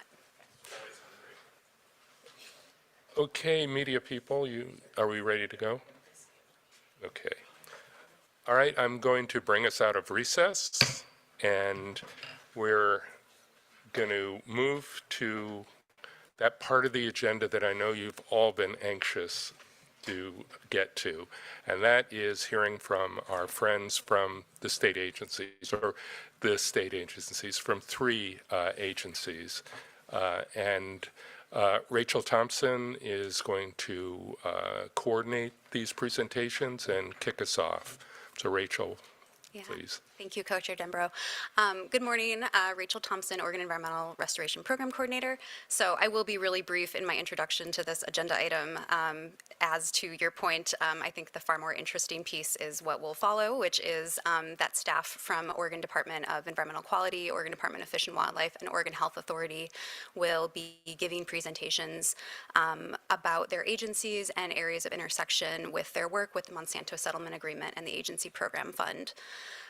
So this agenda item is really the result of comments and requests from council requesting to learn more about the work that agencies are doing and just the work that agencies who would be accessing the agency program fund, where there's intersection in the work with where there's some potential need that the agency program fund may help to fill.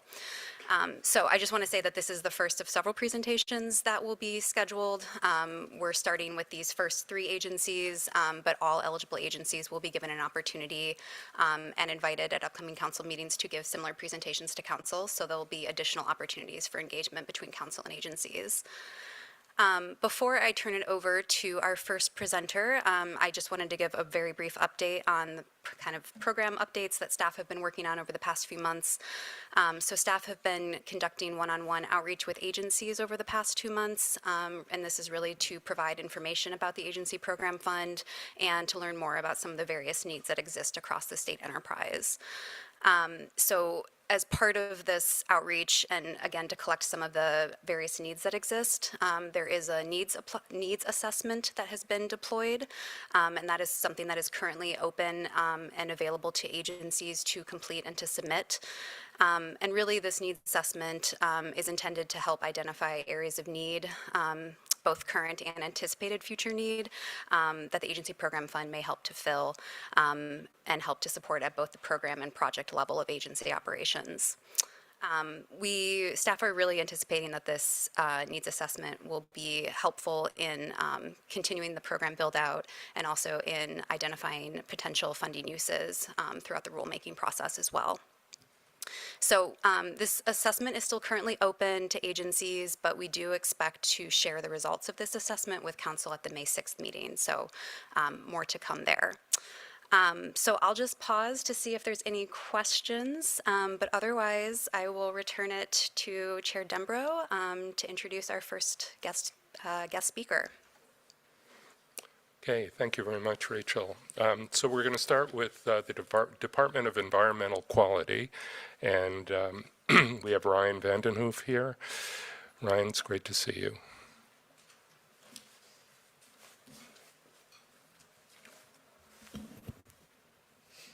Thank you.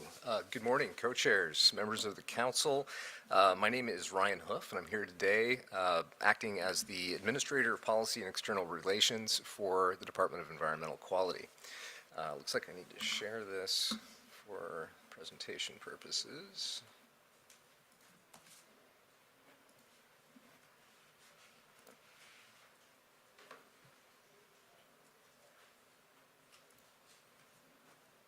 See if that's coming through.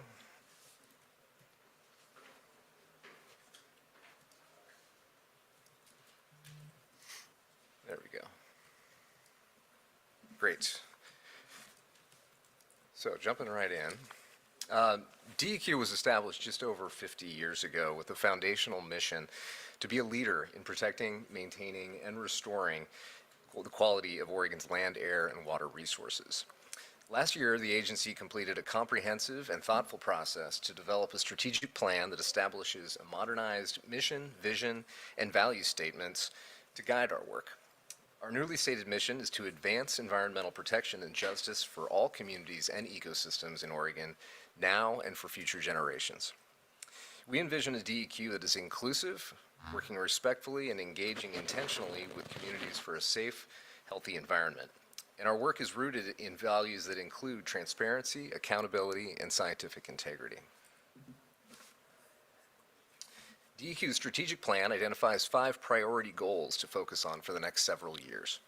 They involve building a culture of care to foster organizational well-being, strengthening relationships with tribal governments, grounding our work in environmental justice to address disproportionate impacts, adapting proactively to address emerging environmental challenges, and supporting the work of our Environmental Quality Commission. At its core, DEQ is a regulatory agency whose job is to protect and enhance the quality of Oregon's environment, and to do so, we are structured around 3 programmatic divisions: water, air, and land. Water quality, all are supported by Agency Management Division and the Laboratory and Environmental Assessment Division, which provides fieldwork and analytical capacity to monitor environmental conditions. The water quality programs are designed to protect and restore conditions sufficient to sustain fish, people, and other beneficial uses of Oregon's water resources. This includes developing clean water plans for pollution-impaired watersheds, regulating point source discharges, and providing technical assistance, grants, and loans to improve water quality conditions.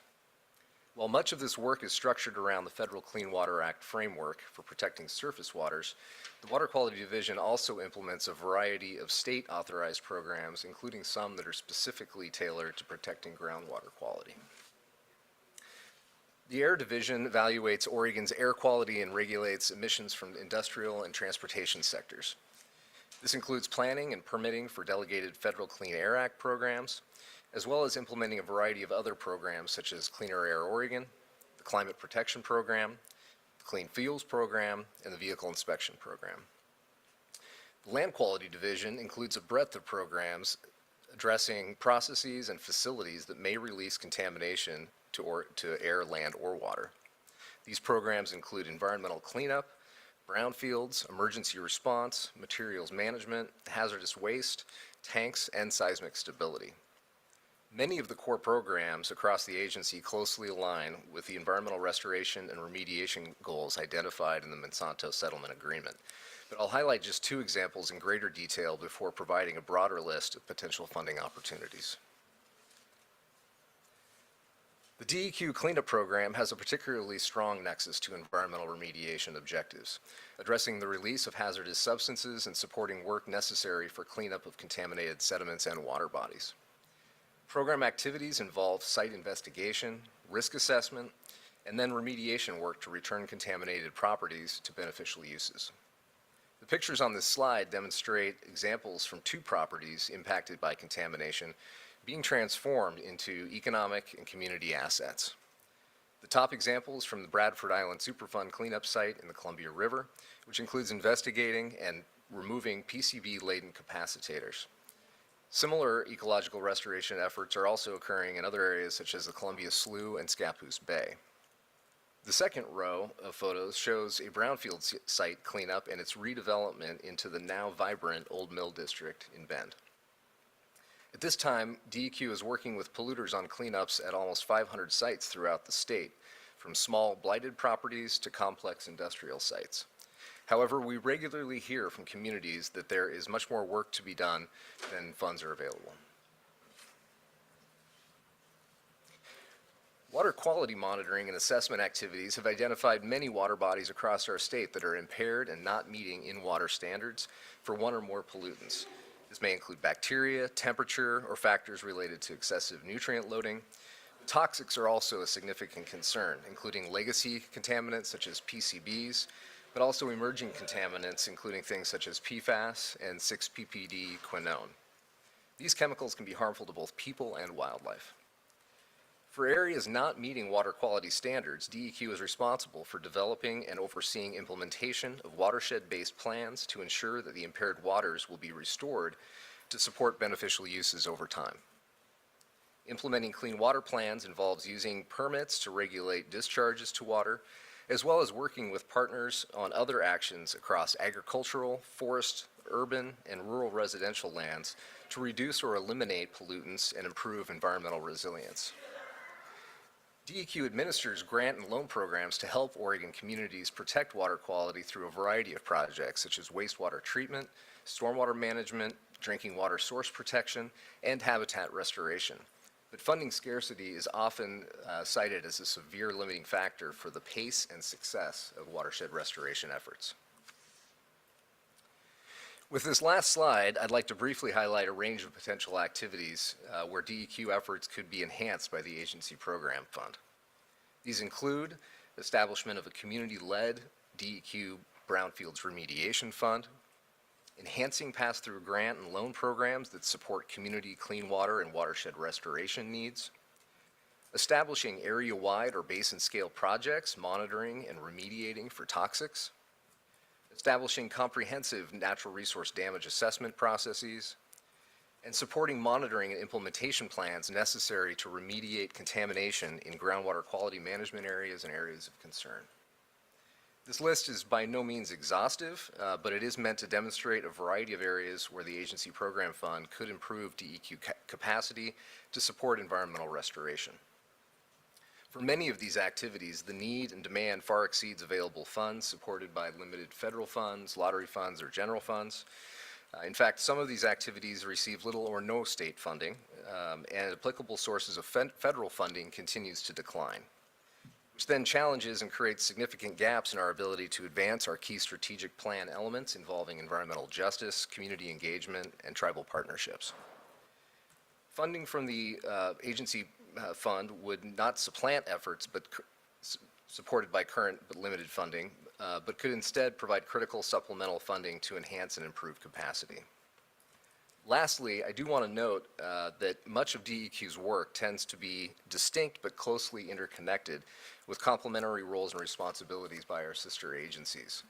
This has been demonstrated via ongoing collaboration with agencies on a wide variety of activities, including cleanup projects where OHA works directly with communities to communicate the potential human health risks and exposure advisories involving contaminated areas, while Business Oregon has funding sources that support certain aspects of brownfield redevelopment.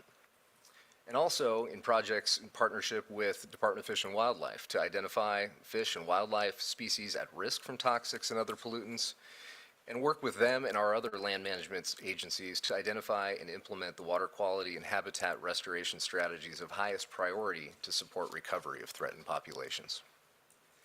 With that, I thank you for your time and the opportunity to describe DEQ's work. I'd be happy to take any questions now or collectively after all agencies have completed their presentations.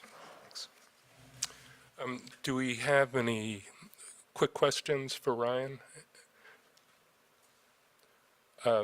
Seeing none, we may call you back up, Brian, but that was an excellent initiation of this. This is exactly what we're looking for. Thank you. Okay, next up is ODF&W, and we have Sean Clements and Sarah Rape.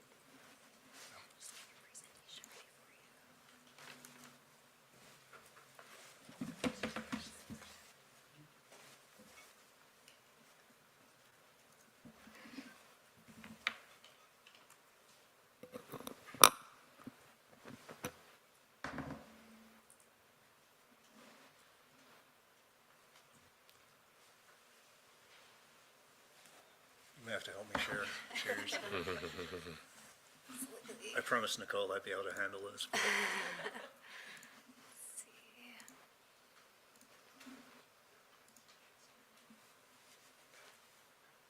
charter on a tiny screen. There we go. Well, there we go. Thanks. Co-chairs, members of the committee, Sean Clements, the Deputy Director at Oregon Department of Fish and Wildlife, and with me, Sarah Rife, our Habitat Division Administrator.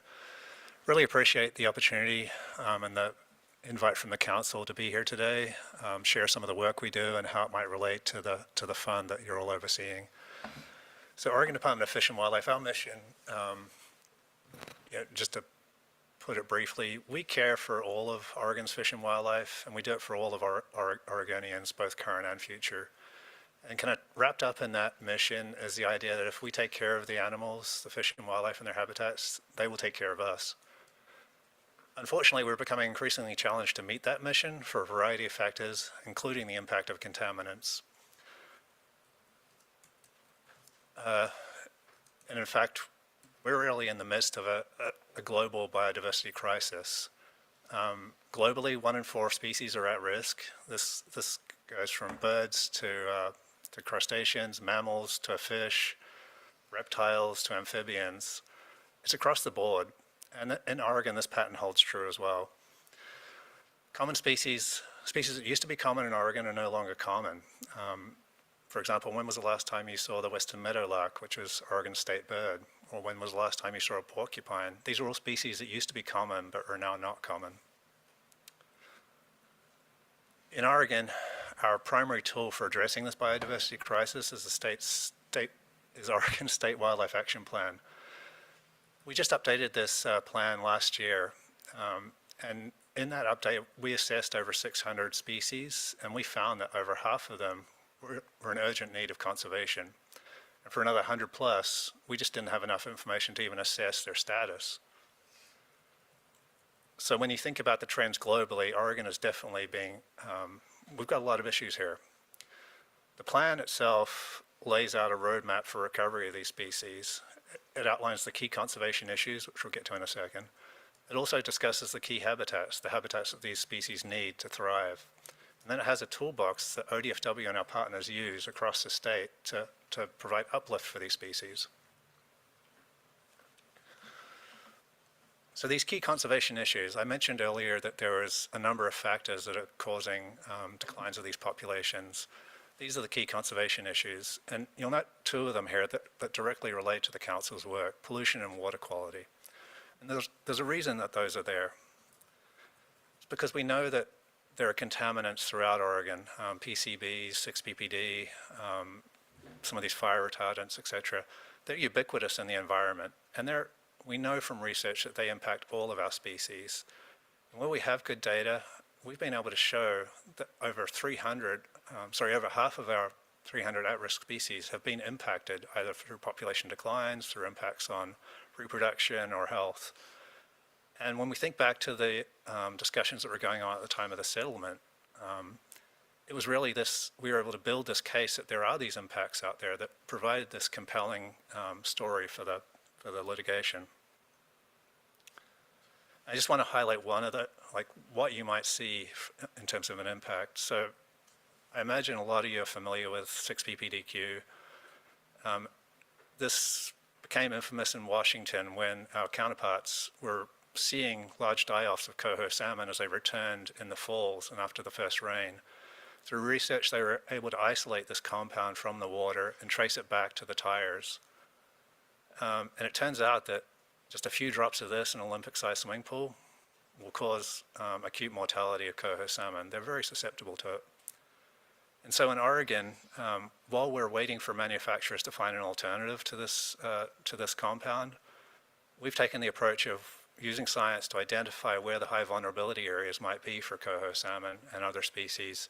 And then we can focus our efforts on making sure that the runoff from the roads is being treated before it reaches the streams.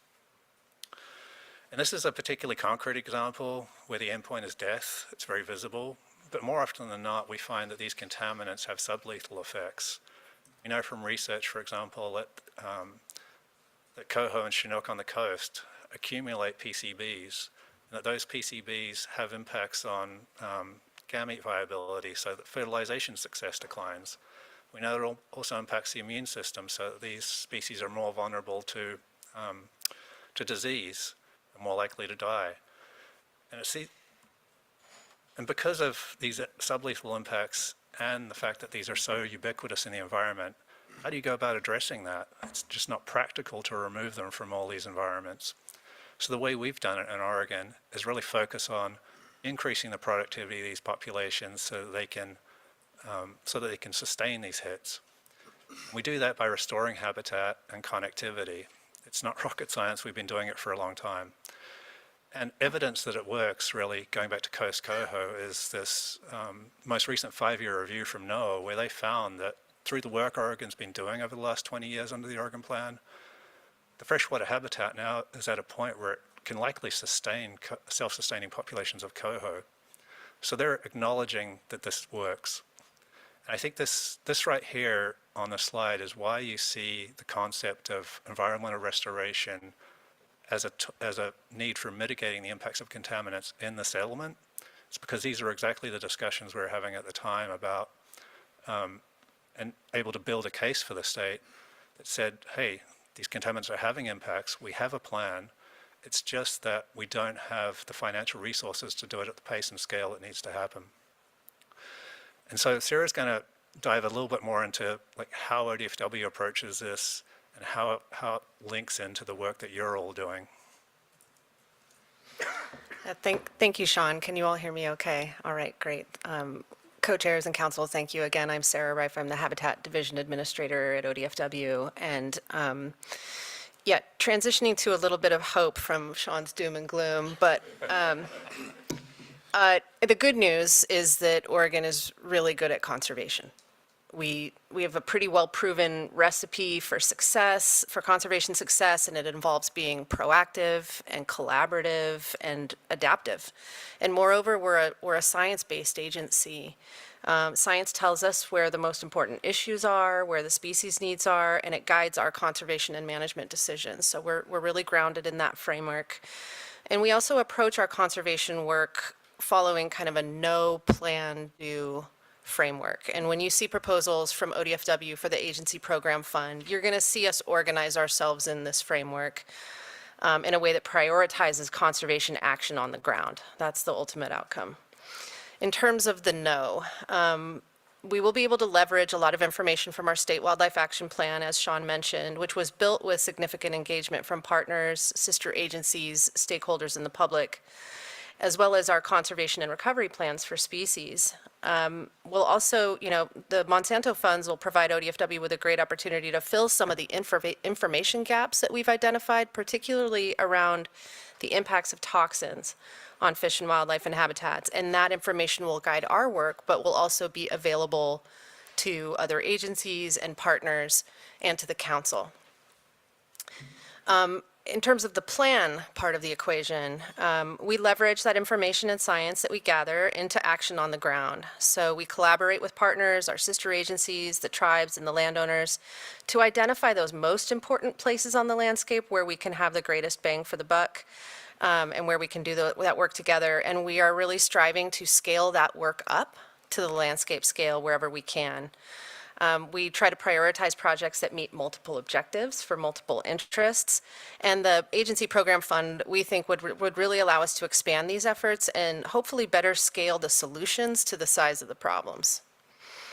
And as for the doing, the most important part, I think, as Sean said, this is where ODFW really shines. For us, the doing involves large-scale projects that restore habitat, improve water quality for fish, wildlife, and people, and that mitigate the impacts of toxins and other threats to fish and wildlife. We work across the state. We work in aquatic and terrestrial environments. We're involved in project design and engineering, permitting, contracting. We implement projects ourselves, but more often we work through partners and practitioners to do the implementation for us. We also have some grant programs that allow us to further leverage funds like the Private Forest Accord and the Oregon Conservation and Recreation Fund grant programs. And the Monsanto funds create an opportunity for us to really expand the doing of conservation for the benefit of fish, wildlife, and people. That really centers more on remediation and mitigation of toxins than maybe we have before. And so we're really excited to roll up our sleeves and get to that doing. Can you hit next slide for me? Thanks. So this no plan do framework has actually served us really well. We have a proven track record of success in recovering species and their habitats with significant co-benefits for the people that share those lands and waters. Just a few examples, our efforts way back when helped bring elk back from the brink of extirpation from Oregon in 1938. We contributed significant conservation and protection actions that led to the federal delisting of the peregrine falcon in 1999, if you all remember that. And then right here in the Willamette Valley, one of the most populous areas of Oregon, our framework resulted in the delisting of the Oregon chub from the Federal Endangered Species Act in 2014. And today we're really close to the delisting of Coast Coho, really close. And if we continue to focus on habitat restoration and conservation through the diverse partnerships, we're confident that we can get there and soon. So with all of these species recovery examples,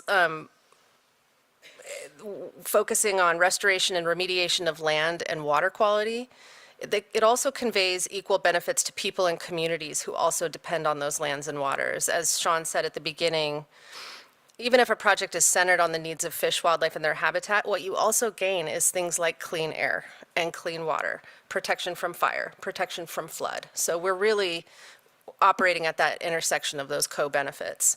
And with that, I'll close for us and just offer ODFW's thanks to the council and staff for your partnership as we work to restore species and strengthen habitats and protect these systems that sustain us all. So thank you.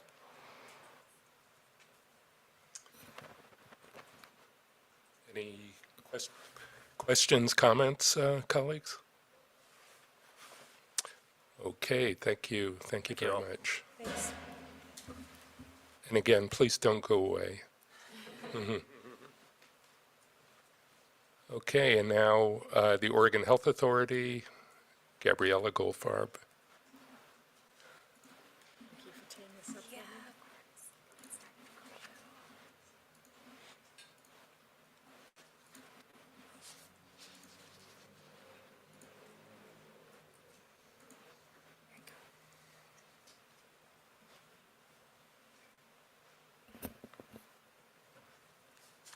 Good morning, council members. Gabriella Goldfarb, Environmental Public Health Section Manager at the Oregon Health Authority.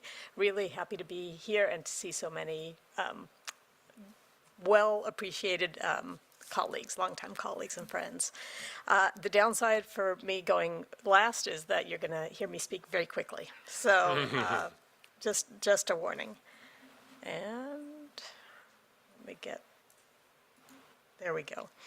So in 2019, OHA established the agency's overall strategic goal to eliminate health inequities in Oregon by 2030. So what that means is that we're striving to ensure that every resident of Oregon can reach their full health potential and well-being, and that they don't face disadvantages due to their race, ethnicity, language, disability, immigration status, age, gender identity, sexual orientation, geography, or social class. And our strategic plan to support that overall strategic goal calls out 5 pillars. And the one aligned with the Oregon Environmental Restoration Fund's purposes and goals is fostering healthy families and environments with specific strategies that focus on safe built environments, healthy food and nutrition, and climate resilience. OHA has a number of divisions. The one people normally think of first is the Medicaid division. That's the one that delivers health care through the Oregon Health Plan. Environmental health and other upstream work to keep people healthy and reduce their need for health care is carried out by the OHA Public Health Division, and that's the one that houses the environmental public health section that I oversee has about 20 different programs. We also have our drinking water services section that regulates more than 3,000 public water systems across the state, and the radiation protection services section, which ensures everything from CT scanners to your tanning beds are safe. Well, as safe as tanning beds can be. So today we were asked to highlight the opportunities that are top of mind for OHA in considering how fund investments might mitigate the health risks from environmental contamination to benefit Oregon's people while also advancing restoration and protection of Oregon's land and waters. So the three topics I'll address are healthy fish consumption, brownfields cleanup, and public drinking water protection. I have a much longer list I'd love to share with you in the future.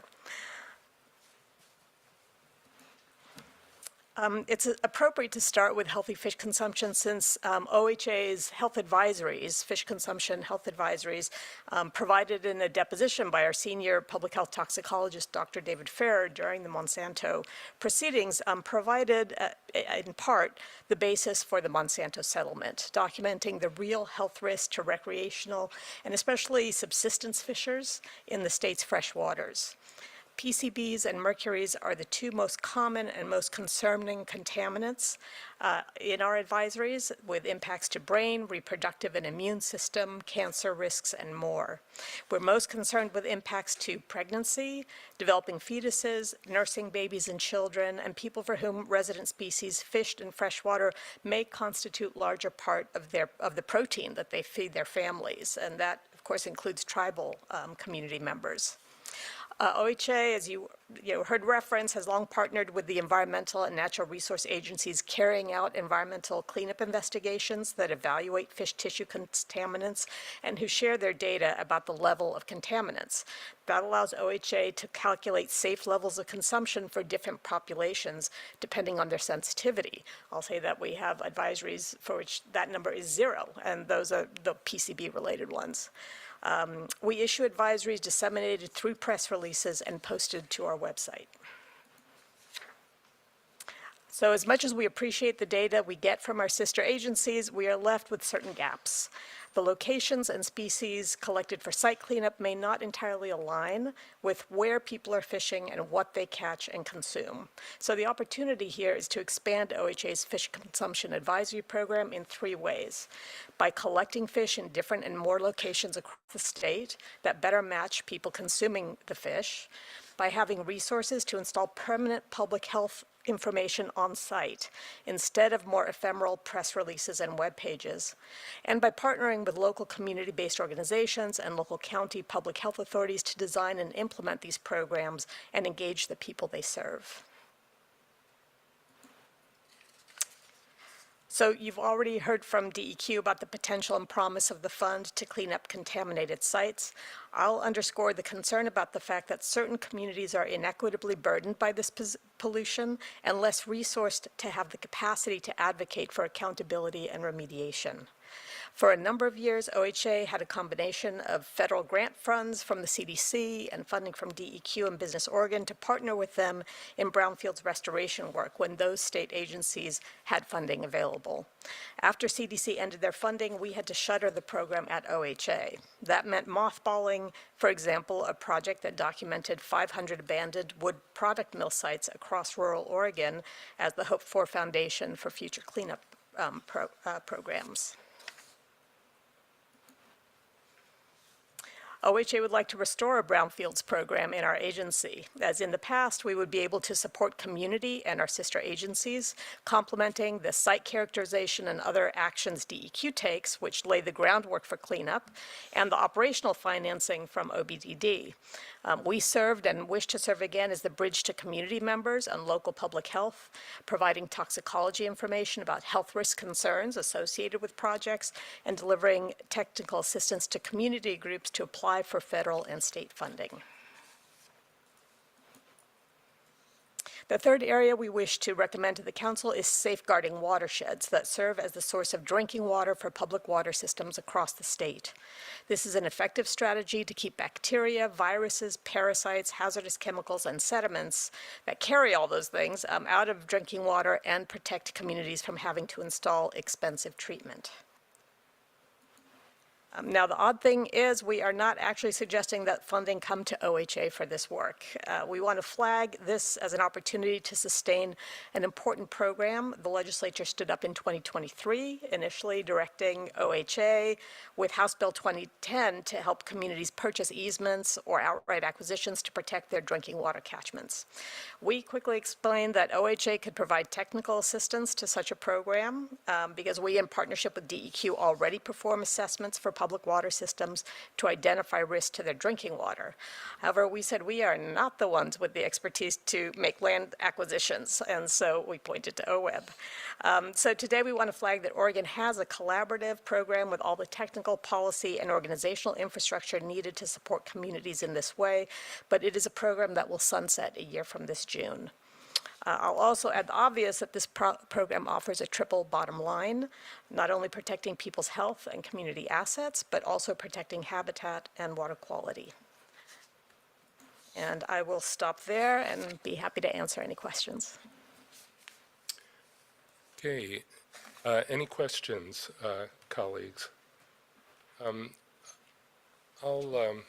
have a question and just a comment. First of all of you, those were excellent presentations, and it's clear that you've been listening to us, in terms of things that we're interested in, like partnerships and focusing on co-benefits and those kinds of things. And you've also, I think, been hearing our concern to make sure that the fund is not being used to replace programs, but rather to do work that hasn't been possible. And one of the things that strikes me, I think, I heard it in at least all three of your presentations, was the challenge of the loss or the impending loss of federal funding, and where programs, good, valuable programs that have existed, will no longer be able to exist because of a loss of federal funding. And I wouldn't consider that a supplanting of an existing program, but rather it's a different kind of thing. And I wonder if you have a clear sense of the programs that you've already lost federal funding on, or you expect that over the next couple of years you won't be able to count on grants, and where the fund, our fund, so let's hope that those funds, federal funds, will be restored at some point, but where bridge funding might be needed to keep the programs going, absent, hopefully temporary absence of federal funds. Yes, Leah. Thanks. While folks are getting situated to answer that, I just wanted to note on that, you're raising a really important point, and there's, from DEQ's perspective, I'll be interested to hear what all of our presenters say. There's kind of two aspects to the loss of federal funding. One, I would call more acute and recent, in terms of certain federal funds that aren't available through particular grants, particular programs. But there has also been a consistent, persistent downward trend in terms of federal funding generally. So there's not only a short-term problem, there is a long-term problem as well. So for DEQ's basic categorical grants, they're called, that we get from EPA, those have remained stagnant for more than 20 years. In other words, a loss because of the increase in costs. So just about every biennium, DEQ ends up seeking general fund from the legislature to maintain positions that we've lost federal funding for, just because of that zero inflation on those dollars. So I just wanted to note that there is an immediate and more recent issue with federal funding, but it's the broader issue with federal funding isn't necessarily going to change administration to administration. Leah stole my thunder. No, no, that was perfect. Just to add to that, I'll note that in respect to those two buckets, with recent developments, I mean, certainly there's been proposals for significant federal funding cuts, maybe even draconian level cuts that haven't been realized in the end. And so we'll obviously continue to be looking for those threats.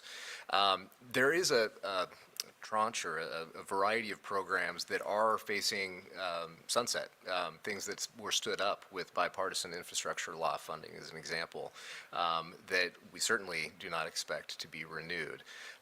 Things like capitalization grants, supplemental work to a lot of the revolving funds to help support community infrastructure needs is one great example that we've really benefited from that infusion of additional dollars, but those are coming to an end very soon and are going to have real impacts in terms of our ability to prioritize community wastewater infrastructure needs as an example around the state. And then just to follow up on the challenges around essentially flat funding that has been going on for many decades and the reduced purchasing power that comes with that. We have multiple both the programmatic work that Director Feldman mentioned, but also a number of our pass-through grant programs, such as non-point source pollution reduction program, known as the Section 319 grant program, which is just, we still have it, but it just has declined and declined and declined to the point that there's very little funds available there, even under quote-unquote normal conditions that we've been experiencing for many decades. These types of programs really are critical in terms of the ability to point towards a source of funding for the variety of communities and designated management agencies that need to implement actions that are necessary for clean watershed restoration. So that's just a couple of additional add-ons to what Director Feldman shared. Thanks, Ryan. Yeah, I will reinforce along three axes, although one more in particular for OHA, I think, than our colleague agencies. But that idea of declining, eroding funding, for example, our environmental public health tracking program from CDC. This is the only place in the state where you have an agency that is collecting environmental data and cross-referencing it with health outcome data. And so that is a program where we've actually taken significant, 25% hits from our federal funders in the past, and then just flat from there on, and so that has really been eroding. That's one example. The counterpart to the wastewater supplemental funding that has been so important through the Infrastructure and Jobs Act, that's true for public water systems. And the other point that we've never had enough funding for is Oregon is more protective than the Safe Drinking Water Act. We regulate public water systems between 4 connections up to 14. You can correct me, Andre. And whereas EPA regulates them from 15 connections upwards, and there's more complications, but at a high level, we've never had. And the small water systems are the ones that serve the most vulnerable populations in the state. So this could be a huge opportunity for the state to support those systems. And then the third axis of these three buckets, OHA actually has received in the state a huge, tremendous cut that's coming to the state with the loss of Medicare funding. And that puts a squeeze on the whole public health system because, the state has made large investments to modernize our public health system, and part of that modernization included prioritizing having the whole public health system build climate resilience. And now you have local public health having to choose with those resources that they have, because they get to prioritize between environmental health with a priority on climate, emergency preparedness, and infectious disease control. They have money that they get to decide. We don't tell them, but among those those priorities, if it's between climate protection and immunizing a baby, what do you think they're going to have to pick? So I think we all are in the same boat in certain ways, but public health has really been, and healthcare, Medicaid has really been in the crosshairs of the federal government. And so there's a lot of progress that have been making that we're really at risk of losing. If I may Yes, add, there's one additional area I failed to mention, and even where we have that federal stream of funding that's been coming through, I think it's really important to note that we now are under constraints, specifically being directed not to utilize those funds to support environmental justice work. So even where we have a federal funding stream, in many cases, it really has constrained meeting objectives that we have as a state, as agencies, to do working with disproportionately affected communities. And so that's a significant gap that I also really want to highlight. I really appreciate that. Thank And you. I'll add on that our climate and health grant. Yeah. Somehow last year's miraculously still came through. We'll see the Congress said, yes, continue that funding, although again, it's been very flat for decades. But now it's up to the administration actually providing it to us. So we're waiting with bated breath. Great. Well, thank you both. We're going to have to move on. So, Sean, Sarah, be thinking, maybe you could communicate to us some examples of, where you're having challenge by loss of or stagnation of federal funds. Yeah. So, great. Okay, let us move on to our final issue, item 8. And this is the framework for the agency program fund, which has been alluded to several times. Jeff is going to give us a presentation of this proposal. But, I just want to say up front, you've already heard comment about, we're working hard to create these processes, carefully and with as much public input as we can get, as much deliberation as we can have. Very, very important as we're working to create a 50-year and beyond program. At the same time, everyone's impatient, I think, to start putting these dollars to work and addressing the needs of the state, which, as you've just heard, are very, very significant. And I think Jeff will explain to us some of the challenges that agencies have that maybe are not, that other entities may not have, just in terms of interfacing with the legislature, working through the entire process. Once we get the dollars to them, there are other steps involved in getting these dollars out the door.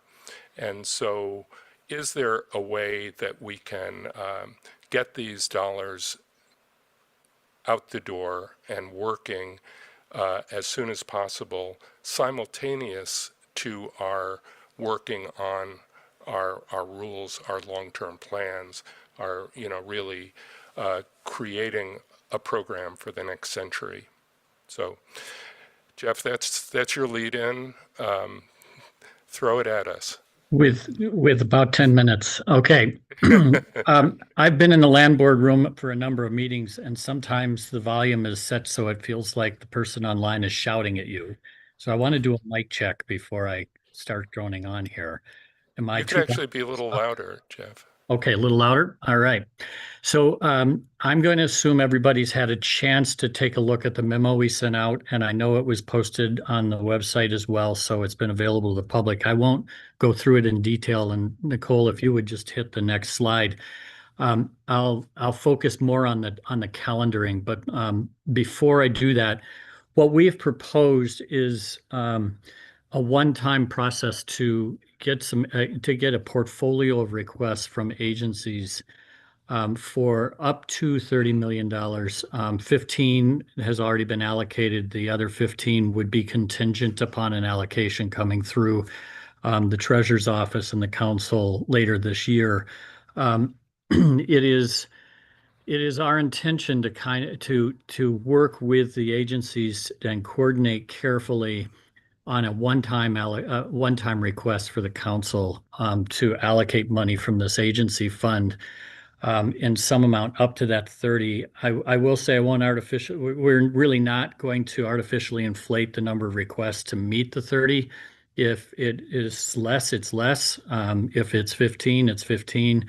We really are going to focus on what's ready, what's center of the target, clarity on how it'll be implemented, and that the agencies are ready to do that with things that already have had a high level of stakeholder understanding attached to it, either because of that already being part of an existing agency plan or some other process. I might call an audible here and say that we might be able to actually work with staff so that we can have an online Q&A on once the portfolio of requests are kind of identified and outlined, so that we could work with stakeholders to have a better understanding if we feel like that's necessary. I think this is really it's an opportunity for a lot of learnings that might be relevant to setting the priorities as well, and that's something that we've talked about between the different directors in the agency cabinet. You know, I was sitting here just watching four of my very favorite agency people talk, and feeling like they are just perfect examples of the expertise that's available to the council, not just in setting priorities, but in kind of making sure that what we fund is highly relevant and very outcome oriented, and is not duplicative or supplanting. All of those are really relevant considerations, and I am continually impressed, and it's why I do enjoy my job, that I get to work with people like the four that you just heard from, because they walk in the room and they can articulate with a lot of clarity things that we talk about at a conceptual level. And I think that's going to be one of the real benefits of doing this one-time interim allocation that our office proposed to the council in the memo that went to all of you. Is that learning that can come from that. We, as a group of agencies in the Natural Resource Cabinet, do a lot of collaboration and coordination already. It's something that the directors meet twice a month in person and online together without staff to talk about how to do that. We spend a lot of time organizing ourselves as if we were all part of a single agency, an umbrella DNR, if you will. To have the crossovers between our programs identified when we're doing budget requests, when we're doing legislative concepts, when there's implementation questions.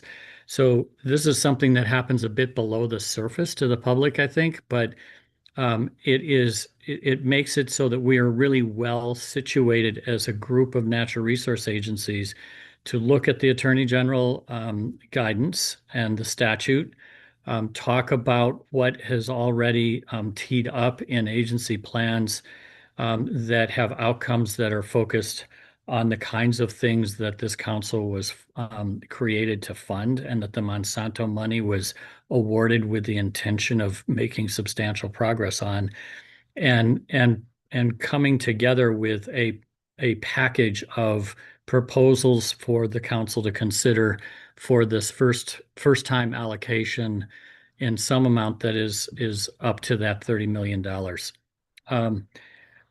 One of the things that we're really already have worked a little bit on, and I think both Debbie and Leah have helped Nicole and I think through, is also creating a template that will help standardize the presentation of information to the council. So we make sure that, because this is on a relatively short timeline, it will address the information you want to see and that you need to see in order to have a comfort level on what you would be considering for funding. And by working in this way, that instead of having the individual agencies do their own thing and come and sit before the council with a proposal, having that collaboration across the agencies, creating a package, and then having the agencies come in and sit with the council to talk about why they are proposing what they're proposing, how it ended up in the package, and what the key elements are. I think we can bring a lot of good work to that, and and looking at that, looking at where we're sitting right now, the memo, and I think Nicole's done a good job in past meetings talking about our long-term desire to have the council's award of funds fit the cycle of agency budgeting with the with the agency recommended budgets, governor's recommended budgets, and then preparing for legislative consideration and authorization of what the agencies, which is what the agencies need to spend the money. We want to get to that cycle that happens. If we wait to do this first allocation of monies for our opportunity to be on cycle with the priorities established by the council, we will be sitting on the agency fund money. I think, and Nicole can correct me, but I believe it would be the 2029-2031 budget biennium.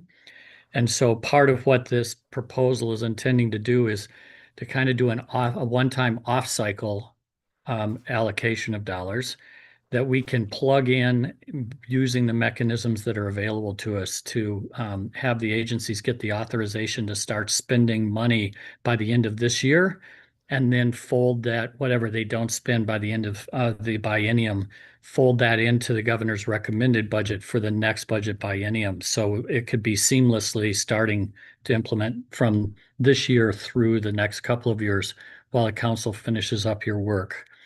So with that, Nicole, if you would, well, I guess the last point I'll say, and this is the calendar, this is just a really great opportunity to establish a narrative about the Environmental Restoration Fund and the council's work and what the agencies can do. And I think that's that opportunity is one we don't want to miss as a council. We want people to begin to understand this money not only was awarded, but it's being put to work, and see overt examples of how the different funds are being the opportunity for the longevity of those funds and what we can accomplish.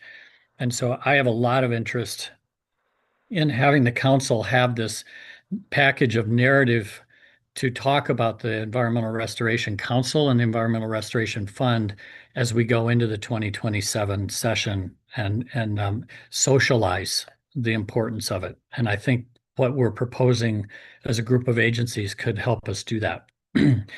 So you can see in front of you just the calendar that we looked at. I think it is aggressive, but it's aggressive because we are kind of where we are in this conversation, and that lining that up with the deadlines that the governor's budget and the e-board at the legislature, all of that, there's a bit of a squeeze here this spring. We're looking and hoping that we can create a package for a conversation with you at a special meeting late in April. And if we're successful in hitting our marks as a group of agencies on pulling together the packages that the agencies want to do and having our conversation between directors at a cabinet level, we would hope to have a special meeting around that April 20th deadline. I can't promise that we'll be able to make that. It might be that we have to go to the beginning of May, but that is our target. We would want the council to have an opportunity to talk with the agencies that are proposing packages at a meeting that could raise questions or a need for additional information that we could then go back and gather for you all before you were asked to vote on a package. And I think that's an important piece that I might have alluded to earlier. I don't believe we should come to you, show you something, and ask you to vote on it all in the same meeting. We really want to come to you with something coherent, have a conversation, see if we've hit the mark, if there's additional work that needs to be done, go back and do that, have the opportunity for the public to see what's happening, and then come to a council meeting where we have a conversation again and then vote an authorization of the funding. Nicole, I think there might be another slide for the timing piece. I'm not sure. No, that's the end of the slides. That's it. Okay. I didn't include in this, Nicole did the work. I did not include on this timeline all of the e-board deadlines, but essentially if we can get our work done with you before early June or in early June, late May, then we can meet a deadline for the agencies to go through their process that they need to go through with the emergency board to get authorization to spend the money. And I think that's a key point that differentiates agencies from the rest of the world.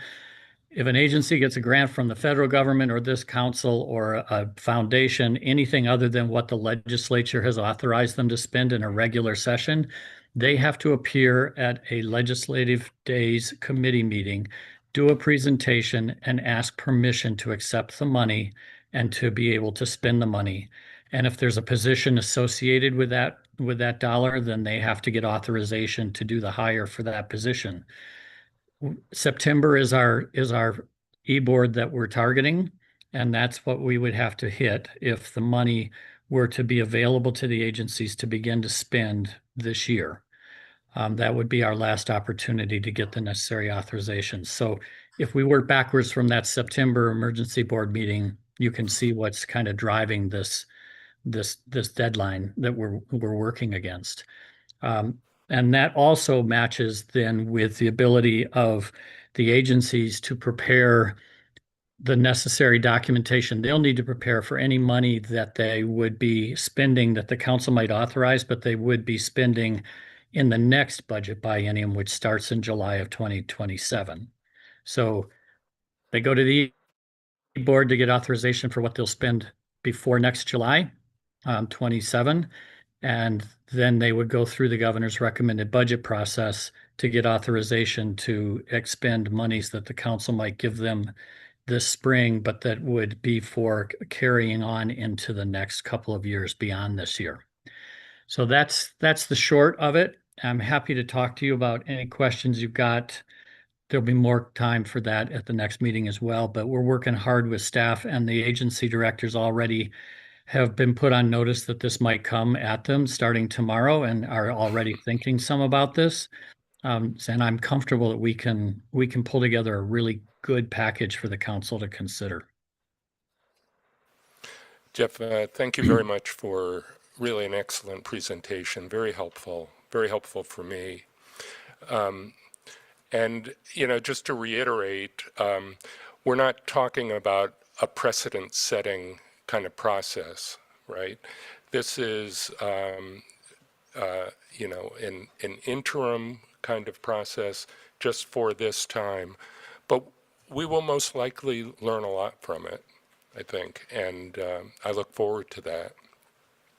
I think what we're considering, as you heard, is a meeting ideally April 20th, which would be a virtual meeting. But it would be very much a public meeting to hear the proposal. And so we would have time on the agenda for public comment as well. So we'll be given a lot of information to ponder. And then ideally, we would be in a position to vote at the May meeting. Just speaking for myself, I don't want us to be voting on something if we're not ready to vote, if we still have significant questions.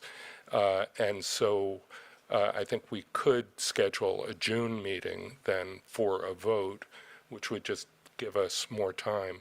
But ideally, we can get this resolved in May. I think that would be the hope. And then it would go to the e-board in September. So with that, yes, Senator Brock Smith. David. Good morning, Michael. Jeff, thanks so much for the proposal, and I appreciate the agencies kind of giving an overview of some of the issues that we're facing, and frankly, I look forward to the proposals that we can see next month, where we can really put some boots on the ground. It's unfortunate having, as I sit on Ways and Means, that this timeline is critically important, and you are having an aggressive timeline. But what I found is, unfortunately, as the higher you get in government, the wheels turn a little slower, right? And so in order to meet that e-board, which is critically important so that we can actually get those dollars on the ground and into projects, the timeline does have to be aggressive. So I'm fully supportive. Look forward to the proposals, and I appreciate you and the governor's office moving it forward as you have. Thank you very much, David. Ali. Yes, thank you, Jeff, so much for all the work put into this. Clearly a lot of work and thoughtfulness.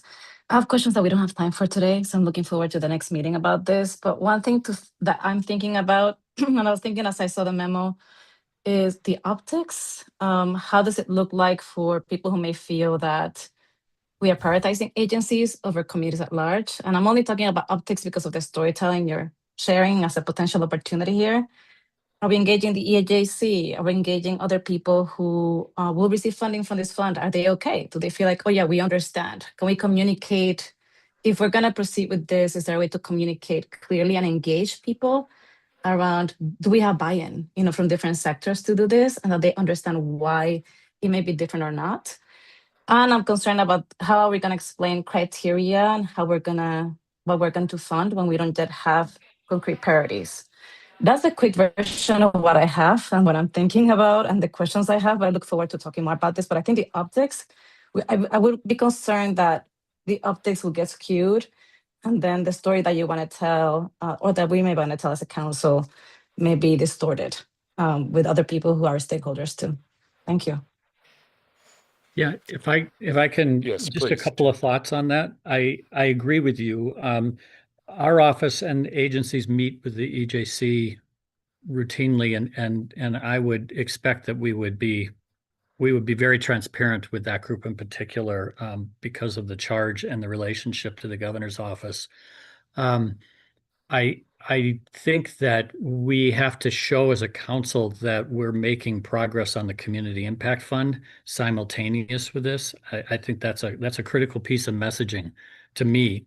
And I don't think that if we're not careful, I think you are pointing out a liability that we need to be really thoughtful about, and we have to be careful about it. And I think that's something that I know Leah and Andre and Debbie are sitting here listening to this as well and thinking hard about work that's already been done, perhaps on some of these things that the agencies might bring forward, that the communities would recognize they've already been engaged in and represented in. But we'll pay close attention to that.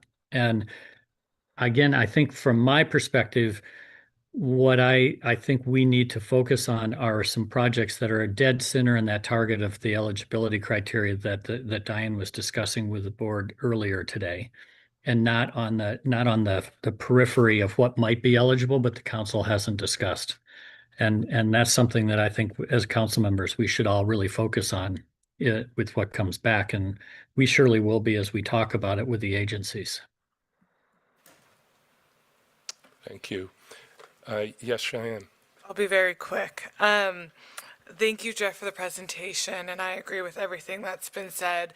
I just want to flag we may not be creating precedent for how we allocate money to the agency fund, but we may be creating precedent for these special situations. And so we know that this is a one-time situation. We don't know what other one-time situations are going to come up in 10, 20, 30, 40, 50 years. And so I think the process, the transparency, and the engagement we do is going to be really important to set up a future one-time thing that may or may not happen later. Thank you. Yes, Molly.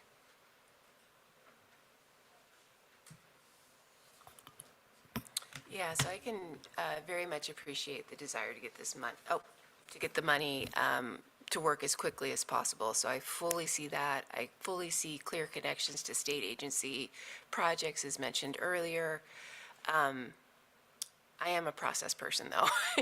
So distributing funds without having the rules of distribution in place, to me, does give me pause. And it makes me also think about a possible path forward to be able to achieve this goal. The proposed framework that the governor put through does put them as an intermediate between the state and the council, which is kind of the part of pause that I have because we haven't really actually established the rules of the road yet. So that does set perhaps a peculiar precedent, even if this is a one-time offer. So that's the part that really gives me pause.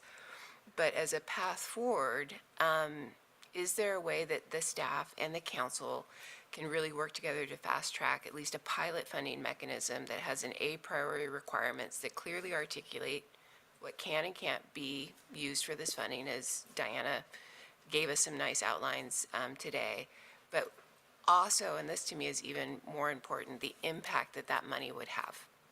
Because I do feel that we are the stewards of the impact of this grant money. And is there a way where we could fast track a mechanism for this? Do it before and quicker than the process that was outlined earlier in the meeting, and then set it up as a pilot fund. And then we've at least established a precedent that we take these kind of requests seriously, that a process is established, and that we can fast track process that hopefully could then make it into this year's budget line. Because in 50 years, this type of crisis is gonna pop up again. So is there a way where we could at least take the precedent of acting more quickly than perhaps we initially planned? And then I'd be willing to give the time and energy to do that. I feel like that's part of our job as council. Yes, Debbie. Just a follow on, just for clarity, are you thinking, because we've got two tracks that are being proposed. One is to try to act in a way that gets it in this biennium, and then there's the one that it would kind of finish at the end of the year and then get us set up for 29, 31. Were you thinking about something that collapses both of them? Or I'm just trying to understand. Yeah, no, great question. And I think this is a useful discussion, because to me, I see this money in kind of three big buckets. You've got the tribal money that's going through its work. You've got money that we will be giving to state agencies. And then we've got money that we also want to do through community engaged practices with CBOs. So the tribal money's been out the door and they're working on that. The CBO, by definition, takes longer and needs to be more intentionally set up. But the state agencies have these programs. Many of them are square over, I think, the intention of what this fund is meant to do. So could we develop a pilot mechanism quickly that would lay out the A priority guidelines for this money, figure out who's going to distribute it, how it's going to be distributed, the impact that we intend for it to have, so that that money does become accountable within the systems as this fund's money, rather than this concern that we have of supplementing or supplanting or, being used to stuff the cracks that are widening, every day. So that's really kind of the questioning, because I do think we can act quickly, especially given OWEB's extraordinary history in establishing grant mechanisms. I think I've seen a lot of those federally and state, and I think OWEB has an amazing grant infrastructure. It's just a matter of trying to establish an outline of what that grant would be, and that grant would then be for state agencies to the tune of $30 million. That wouldn't just make it feel like we're giving I am going to use the word blank check to the Natural Resource Council to figure out what this is. Because I think we could do that. I think, Molly, hopefully we'll be able to set up the meeting in April for the presentation, and we will respond to it, right? And if there are changes that we would like to see in it, we have the opportunity to do that. I don't know if that's responsive to your concern, but you're really focused on the agency fund in your comments, right? Yeah. I think that is essentially what's being proposed here, and we'll see what they come up with. I will say, just speaking for myself, I was encouraged a lot by the agency presentations today. They really made clear to me the work that's already out there in, just using the ODF&W lexicon, I forget what the first one was, but then plan and then do. And, can we help with the do part in the short term while we're at the same time working on the long-term process that will lead to rulemaking? That's kind of the hope. Jeff, please. Yeah, no, I appreciate what you're saying, Molly, and I just want to say no blank checks here. And I don't want you to think that the governor's office is stepping in between this council and the agencies. We're a facilitator of the agencies because we work as in that capacity with the directors routinely. So you will have agencies coming to you saying, here's the proposal, here's the outcomes you can expect to see, here's the stakeholder engagement and understanding of these. And if you look as a council and say, this doesn't meet the criteria of the Monsanto Settlement Fund, this is off center target, or I need more information, that's a conversation between this council and any given proposal that any given agency puts on the table. So I really don't want this council to feel like this is anything to usurp your authority. It's more of a mechanism to get something in front of you in time to put money on the ground that instead of waiting for the process that will come to unfold. And I don't think it'll supplant that process. I actually think it'll help inform it. Okay, Ken, and then Co-Chair Sams. Just to pick up on what Molly said and what I thought I heard Jeff mention, the word criteria. It seems to me that we don't need to replicate a granting process or anything like that. The agencies already know how to get money out. But we probably do ourselves a favor by coming up with at least a tentative list of criteria. And I think we all have those in the back of our heads. And the co-chairs might, if you agree with that, solicit the council's ideas for criteria and the agencies, so that going in, we've got a half a dozen just to start, try them out. That'd be my suggestion. Yeah. Chuck, do you still want to make a comment? Thank you, Co-Chair. To me, it is just it's the challenge of meeting up the different timelines. When this process began with the Department of Justice and their settlement, my understanding is that there were prime examples by each of the agencies of the damage that had been done. For them, it's picking out which of those are the highest priorities or the easiest to get to in order to put this money on the ground that are above and beyond what they would normally be doing during any biennium with the project work that they have at hand. And so to me, what I would be looking back on is what did DOJ present to them as those types of damages that are of the highest priority to the state with these funds that are currently not allocated by the legislature that are different from their regular project work, which I think all of them in the presentations today talk about what they do. And I think the directors and their staff fully well know which of those types of projects should be coming forward. To Jeff's point, that's why I think this would be, personally, I think this is why this could be a good story to tell of how we're getting this money out on the ground as quickly as possible based on the settlement, because this process for the settlement took so long.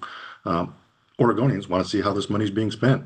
And between what the tribes are doing and what the state's doing, I think we have the criteria by which this money needs to be spent for reasons why. It's just harder, of course, when you're doing community-based because we have to set up a competitive process. Thank you very much, Chuck. And, I will just add, so one of the things that we've talked about and that is implicit in Senate Bill 1561 is the ability for some of our appropriations to be for multi-biennia, for projects that really, we envision over the long term. I assume we're not going to see those this time, since we're looking at an interim kind of, non-precedent setting process. I don't know if that's anything you've thought about or anyone's thought about, but we are probably going to want to focus on things that are, shorter term, high impact, as we're figuring out how we want to move forward with that mix of short term, long term, as we're creating the long term structure. Yeah, Jeff. Yeah, and to be responsive to what I'm hearing, one suggestion I might have, it would be welcome, is if any council member has, key questions that you intend to ask when you're presented with an agency proposal, things that you would be looking for, and want to communicate that to staff. We can make sure that the agencies are aware of that when they're thinking about it and putting together a given proposal. And that may be a way to get some of what I heard Ken and Molly talk about on the table, and to your last comment as well. I think that's great. And, colleagues, please, if you have suggestions or comments, just send them to staff, and they'll share them with us. Yes, Leah.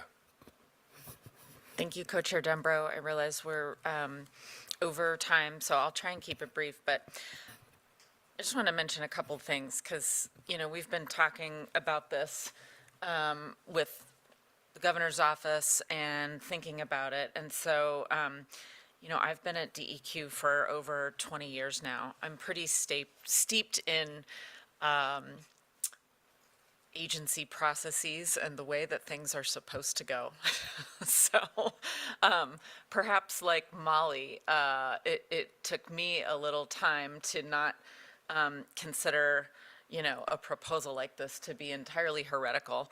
And I don't. So wearing, the council hat and just thinking about what is our role here as a council, and at its core, it's to serve Oregon communities that have been polluted. And so that's what we need to do. I think when I think of the state agency fund, it's a community fund. It's a bucket that sends money through the agencies because we have programs that are set up to benefit communities. But it's a community fund. And, in talking to some of our staff and thinking about what this looks like at DEQ, for example, you heard Ryan talk about cleanup programs, brownfields. We just got the recent statistics that DEQ staff are currently working on 500 different cleanup sites across the state. That sounds like a lot. What we also have in those statistics is 2,900 known cleanup sites that we are not working on at all, that we can't work on. So those are communities that are in need right now. So I think as I think about getting money out the door, for me it becomes more of a duty of the council, and the benefit with some of the work that our agencies are set up to do is that's why the settlement money, is set up the way it is, because it's known that we know how to, work these programs. So that's kind of been my thinking in having to wear, two hats as a council member and as an agency person is, thinking about the right way to do this. And I think that there's a lot of opportunity to present the council with how could we put these dollars to work sooner for our communities. I think over time, there's going to end up being a lot of partnerships actually built between the state agency fund and the community fund. I think that is going to end up happening naturally over time. The agencies are positioned to actually get some momentum behind certain projects, and I can see communities coming in when that competitive process is set up and bolstering those projects with community funds as well, because there's going to be those components, just like there are, the public-private partnerships that we expect to be utilizing with this fund. But just wanted to mention a few comments. Thanks. Thank you very much. Very much appreciate those, Leah. Well, I think we have to move on. We're over time. I think we have, this has been a good, robust discussion, and also very thought-provoking. And I think we all have a lot to think about between now and the next meeting. But for the moment, staff is going to try to set up that April meeting for us to hear the presentations, the proposal, and you'll be hearing from them about the date and sort of the logistics of that. And we'll get it posted for the public as soon as we can.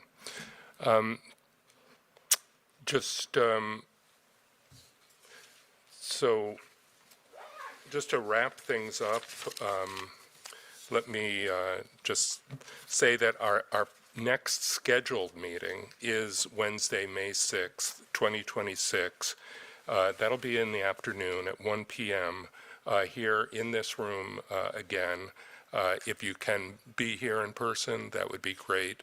Otherwise, there is a Zoom option for you. Again, the April meeting would be virtual. And yeah, please, just to remind you, if you have thoughts about the proposal and, suggestions for, priorities that you'd like to see included, et cetera, please send them to staff. Ideally in time that those could be then communicated to the agencies so they can incorporate them as they're thinking through their proposals. So with that, if it's okay with everyone, it is 12:12 and we are adjourned.